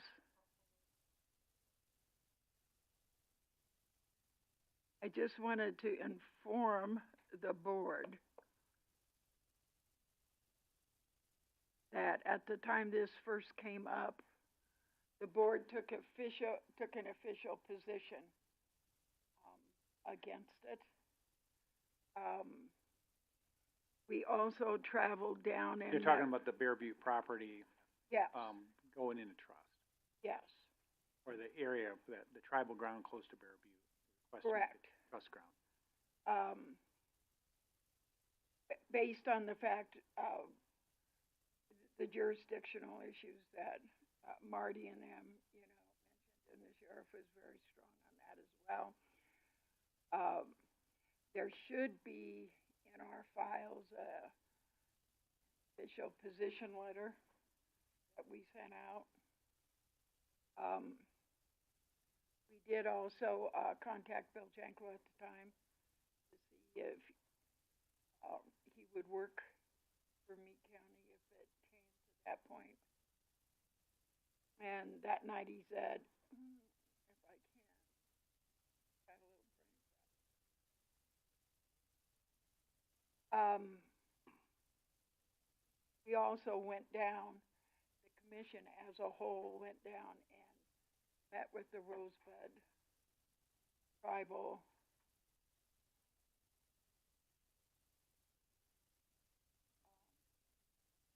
to try to have an open dialogue with them that wasn't really anything personal. It was mainly the jurisdictional and the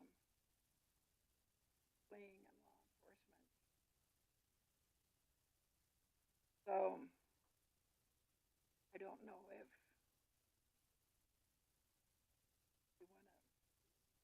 we want to let the state continue. Didn't we reaffirm our position last year? We approved that letter again. Did we, I believe it was, Remember I was on the Cal. commission. I Yeah, remember okay. bringing this came up and, we approved that letter again, if I recall, sent that letter back.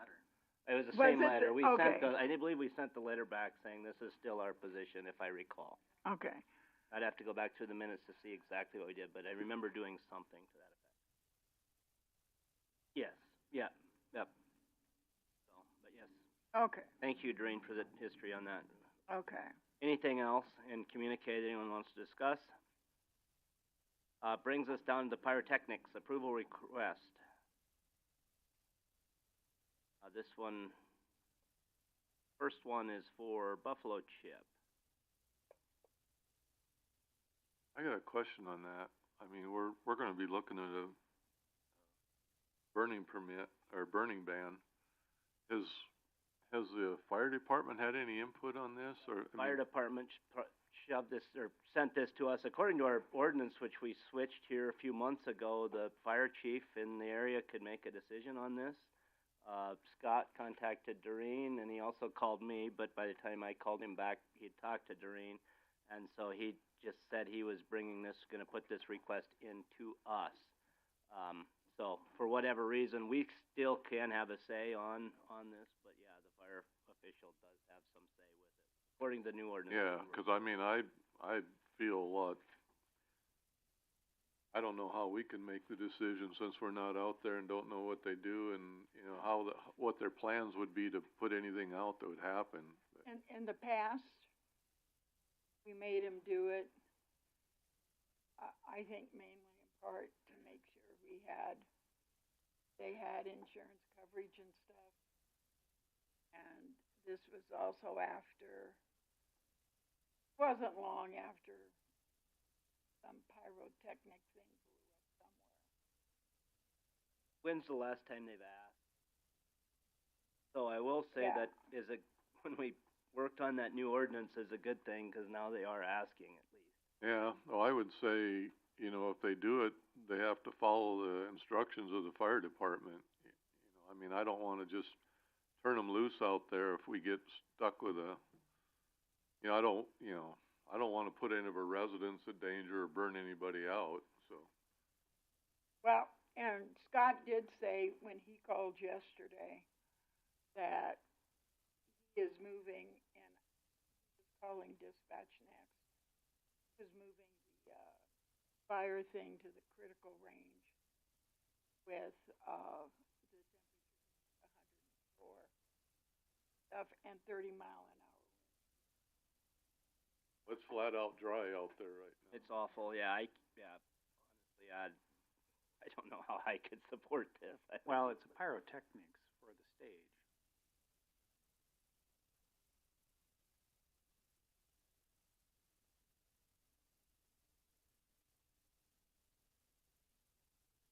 Well, there's still, this obviously is for the rally, we'd have time at our, well, no, we wouldn't have time at our next meeting.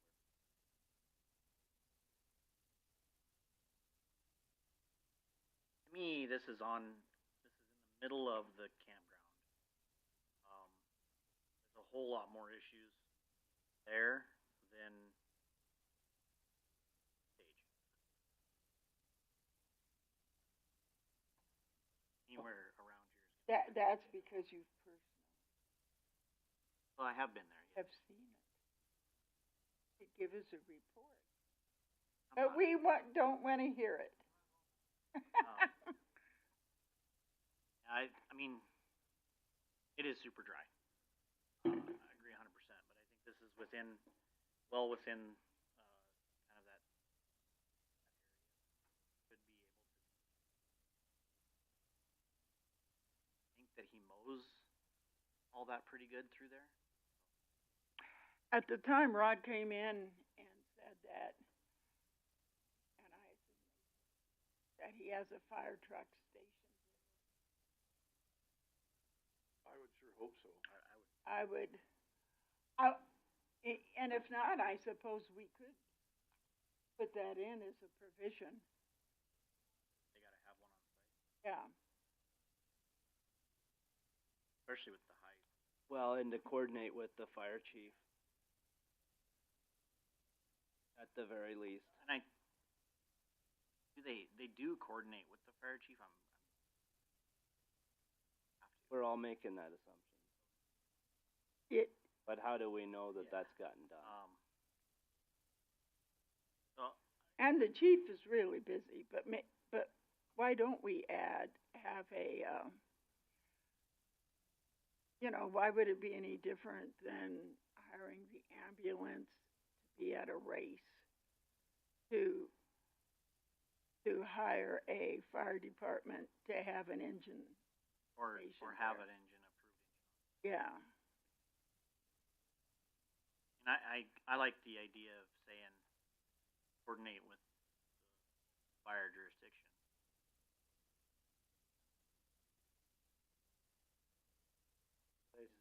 I assume. Yeah.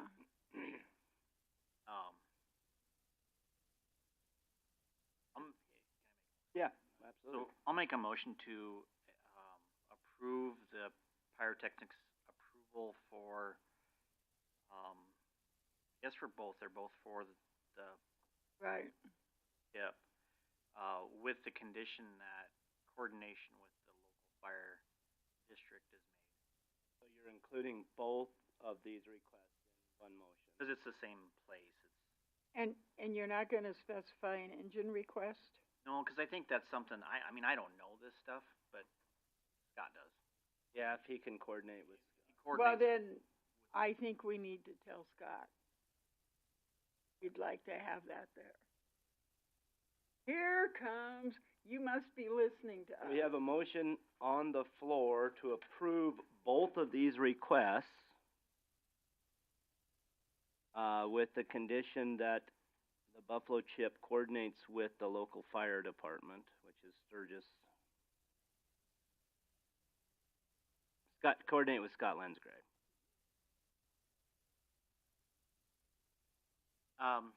Well, it would, the Buffalo, so the request is from the chip, right? No. It's from the pyrotechnics. Okay, so at the Buffalo Chip, but who has to coordinate with the? I would say the pyrotechnics, because they're making the request. Who's responsible if something goes wrong or if they don't coordinate? It'd come back to the property owner, wouldn't it? Well, Both, could be both. I'm gonna text him.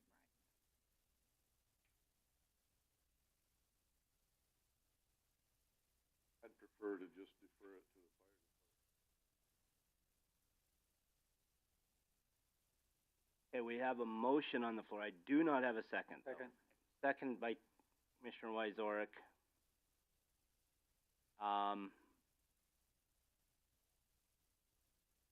Are you trying to amend that, Commissioner Seaman? Oh, not at this time, we can vote on that. So, yeah, we have a motion and a second on the floor to approve both of these requests with the condition that the local fire chief, Scott Lensgrave, is within the coordination.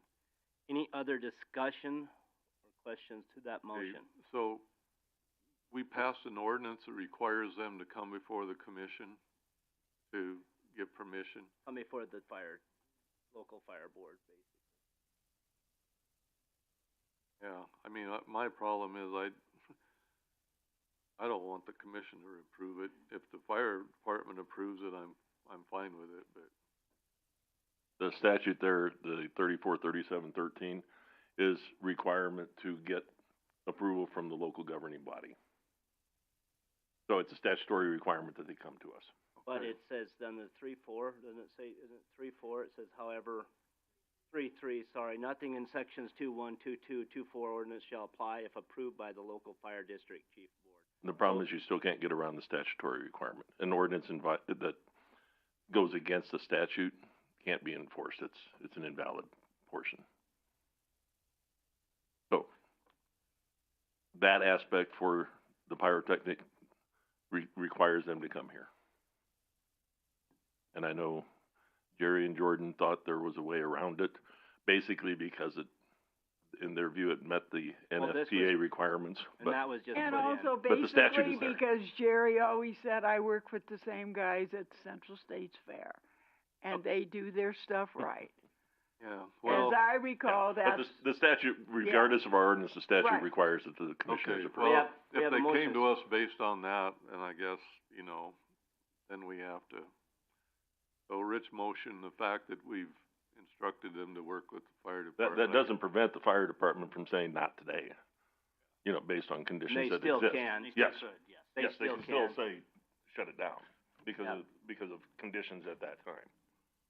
Yep, okay, motion second to approve these requests. Any more discussion to that or questions? Seeing none, all those in favor, say aye. Aye. Opposed, same sign. I vote nay. I vote nay. I won't even let my kids do it in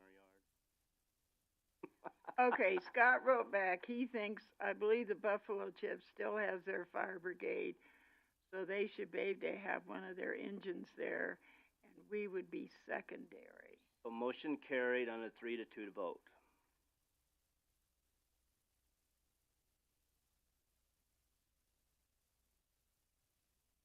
Brings us down to a burn ban resolution, which is something we put in effect every year during the rally.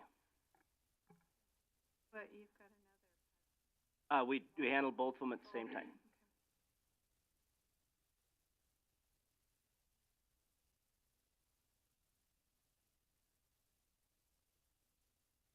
Make a motion to, approve resolution 2024-09.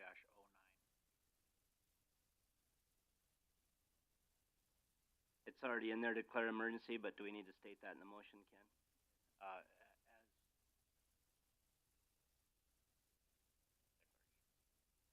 Second.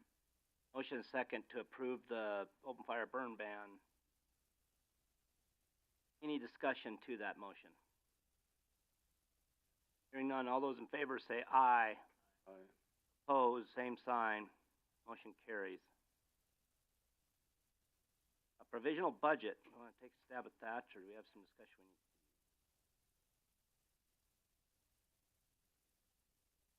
So Rhea, do you wanna address that? Cause I talked to Rhea about that on Friday and she said. Sure, so, let me first thank you for the opportunity to actually go through the provisional budget. Once again, one more thing that I learned that I actually appreciate learning about. So, Gary and I received an email from Al last night that, confirms the confusion about how it is not actually in the auditor's calendar that this needs to be done in July. I'm not gonna go into great detail on that. Gary can talk more about it if he would choose, but I felt better after reading Al's response. That being said, what I have done is take all of the department head requests that they turned in for 2025 and added the 2024 wages, insurance, reemployment, et cetera, and carried those numbers over, added them together to put them in for the provisional budget. The revenues I took from last year, I did show you what growth in CPI can be. You do also have 1.2% that you can add for secondary road levy that will be a use it or lose it situation. We don't have anything that we have to use for the general fund levy. But we do have to pass a provisional budget in July? No, you do not have to pass a provisional budget. What you do have to do is give me information so that I can publish the provisional budget that will be passed in September. Wait, statute says, basically our requirement is that we have to have a budget posted 2 consecutive weeks before the first Tuesday of September, okay? It also goes on to say, like I said, I talked to Al yesterday to get all of this cleared up because there's some confusion. It goes on to say county commission should pass a provisional by the 30th of July. Now, with that said, the word is should. It doesn't say shall. So therefore, even Al said, I guess that means, what does that mean? He really doesn't know what that means. So therefore, probably, it's always been done in Meade, I'm assuming, because you guys don't have typically the first meeting, you usually don't have a meeting in August because of the rally, and that puts you up to where you almost have to do it with that last meeting. You're not gonna get it in there 2 weeks prior. So Rhea scrambled, and we looked over some numbers, did a very good job yesterday with, a short time to get this together, just so we could meet that should. Now, Al also went on to say that, you know, the states would never more than likely write anybody up if they didn't have this passed. Would somebody sue us because we didn't obey the should? I guess that's, who knows. So that's what statute says, and that's what we found out yesterday. When a month or so ago, Rhea and I talked about this, and we identified the first Tuesday, and so we agreed that since we were going to have a meeting second Tuesday of August, we have time. We don't have to hustle and do it this meeting. And so that's the timeline we were on as of yesterday morning at about 9:30, and I guess after about 11 o'clock we felt that, and Rhea felt that we probably better get something put together, and so she did. So that's where this came from, this last minute. Well, the last couple of years, we just passed our provisional budget that we voted on was just the budget from the, past the 24 budget numbers, so we didn't give anybody the wrong idea about what we're gonna. And that's, yeah. So that's an option, or we can go with Rhea's That is numbers. an option. Either way. Rhea, based on Rhea's option, is based on Lisa Schieffer visited with us. She said that she does not like doing, and I'm just saying where these numbers came from. She does not care for the way the board had done it in the past by doing last year's. She would rather show what the department heads are requesting, and that's what these numbers reflect. Is that correct? So we can certainly pass whatever. The numbers that Rhea's presenting right now is the numbers requested by department head, and that's based off of what longtime auditor Lisa Schieffer recommended. So you're not actually passing a provisional budget. What you're doing is giving me information that I will publish in the newspaper, and then you will pass a provisional budget in September. Yeah, no, I mean, that's why I don't care No, how we call do this it. the preliminary budget. Yeah. It's called provisional, but, yeah, I don't care how we do it. It's 'cause we're not bound to these numbers.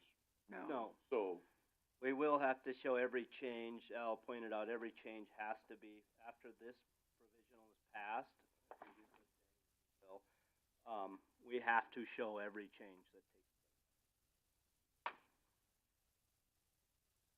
But either way, whether we pass the 24 budget or this budget, We still have got to to show the change. Yes, it doesn't matter. The only problem with this is it's showing. Yeah, but they all do. Every time your first budgets come out, Unless we pass last year's budget. every time they always show that, and then the headlines are always the same. And I covered them for umpteen years, and the perfect example is KBHB ran a story here about 2 weeks ago. County budget $6 million short. Well, then you had to read through. That was the whole kicker, which got everybody going. Well, then you had to read in there, it was Pennington County, and it didn't say they had $130-some million budget altogether. That, you know, they just picked up the thing. I don't know, all the years I've done it, the requests are always more I was than gonna we're say, ever going to approve. I'm not opposed to passing the one that's here today because it shows that the requests were $1 million more than we have to finance. Yeah, yeah. That's, to me, that's the request, that's what the requests were. That's right. And it does say that we have to cut $1 million out of the budget. That's right. And to me, that's where we're working from. Yeah. Well, we're probably gonna have to cut a whole lot more than that, 'cause the wages have not been altered. These are in last year's wages, correct? Yes. So Yeah. if you add whatever that so our requests are already 1.5 million over our right at one. In fact, I thought it was like right at 800. Well, what's the means of finance? It's 25,716,398. What's that mean? That's your actual request. That's the Yeah. total of your request. So the revenue total is 24,259,000. Well, So, and and some we of haven't that, even talked wages yet. You're actually 2.7. You're actually 2.7 short. So, and some of those revenue numbers might need some massaging too, because I agree. That's last year's revenue. yeah, I know, but when you look at it, you can see that some things have not come in the way they were projected. For one thing is building permits. Remember when we did that? We thought the solar farm was coming. That was going to be a huge amount of things. But to offset that, our interest is up a lot higher. But then to counterbalance that, if you can see, the registered deeds receipts are way down from what was projected. So, I mean, there's all kinds of stuff. I just don't want the public to get the idea that we're looking at, when we pass a provisional, that they think that's what we're gonna pass. No, I don't think they've ever thought that, because it always gets changed. I mean, I'm fine with passing this and saying we gotta cut 2.7 million. Because it's preliminary provision, yeah. That's the answer. Actually, or more. I mean, it will be more by the time you get your wages. You gotta cut. By the time you get your wages, and even though Deborah got a savings off the insurance, we still don't know exactly what that will be. Fine with this one. Okay, we have. And I think it's great you got the thing together. So it wasn't just. It was an interesting day, and at the end of the day, I had to sit back and realize that it was a good challenge. I liked it. I did not have a glass I get of some wine. action on this provisional budget. Make a motion to pass the I'll second. Motion and a second to pass the provisional budget as presented. Any other discussion to that motion? Discussion I have is that it looks like we have to cut between 2.7 to $3 million out of the budget. Out of the proposed requested budget. Yep. Any other discussion, questions, that motion? Hearing none, all those in favor say aye. Aye. Opposed, same sign. Motion carries. Brings us down to consent. I do need to bring to your attention that we do need to make an adjustment on the claims. We need to remove on item J7, we need to remove a payment for Attorney Wackerly in the amount of $728.90, as we discovered that had previously been paid. He turned in a voucher after it had already been paid, so. I'll make a motion to approve the consent calendar with the exception of Real quick, did something come up with J5, the Shriners raffle? We can remove that completely because they turned in state permit now. Yes, they turned in a request to us while they were waiting for the state permit to be approved. That has since come through. And Chris, can I ask if, no, that was it. Never mind, we're good. Okay, with J5 removed, I'll make a motion to approve the consent calendar with J5 and J7. not all of J7, just the one item. Well, yeah, I'm gonna do Okay, a separate okay, motion. thank you, Talbot. I will second that motion. Motion and second on the floor to approve with items J5 and J7 removed. Any other questions, comments to that motion? Hearing none, all those in favor say aye. Aye. Opposed, same sign. Motion carries. Motion to approve item J7, but first removing the CAA payment for Wackerly, $728. Catch that, Chris.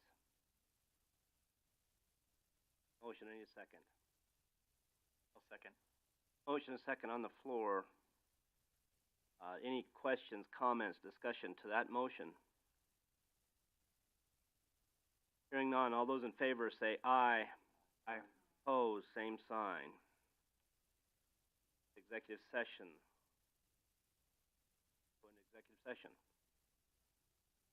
Motion to go into executive session for personnel, legal, and contract.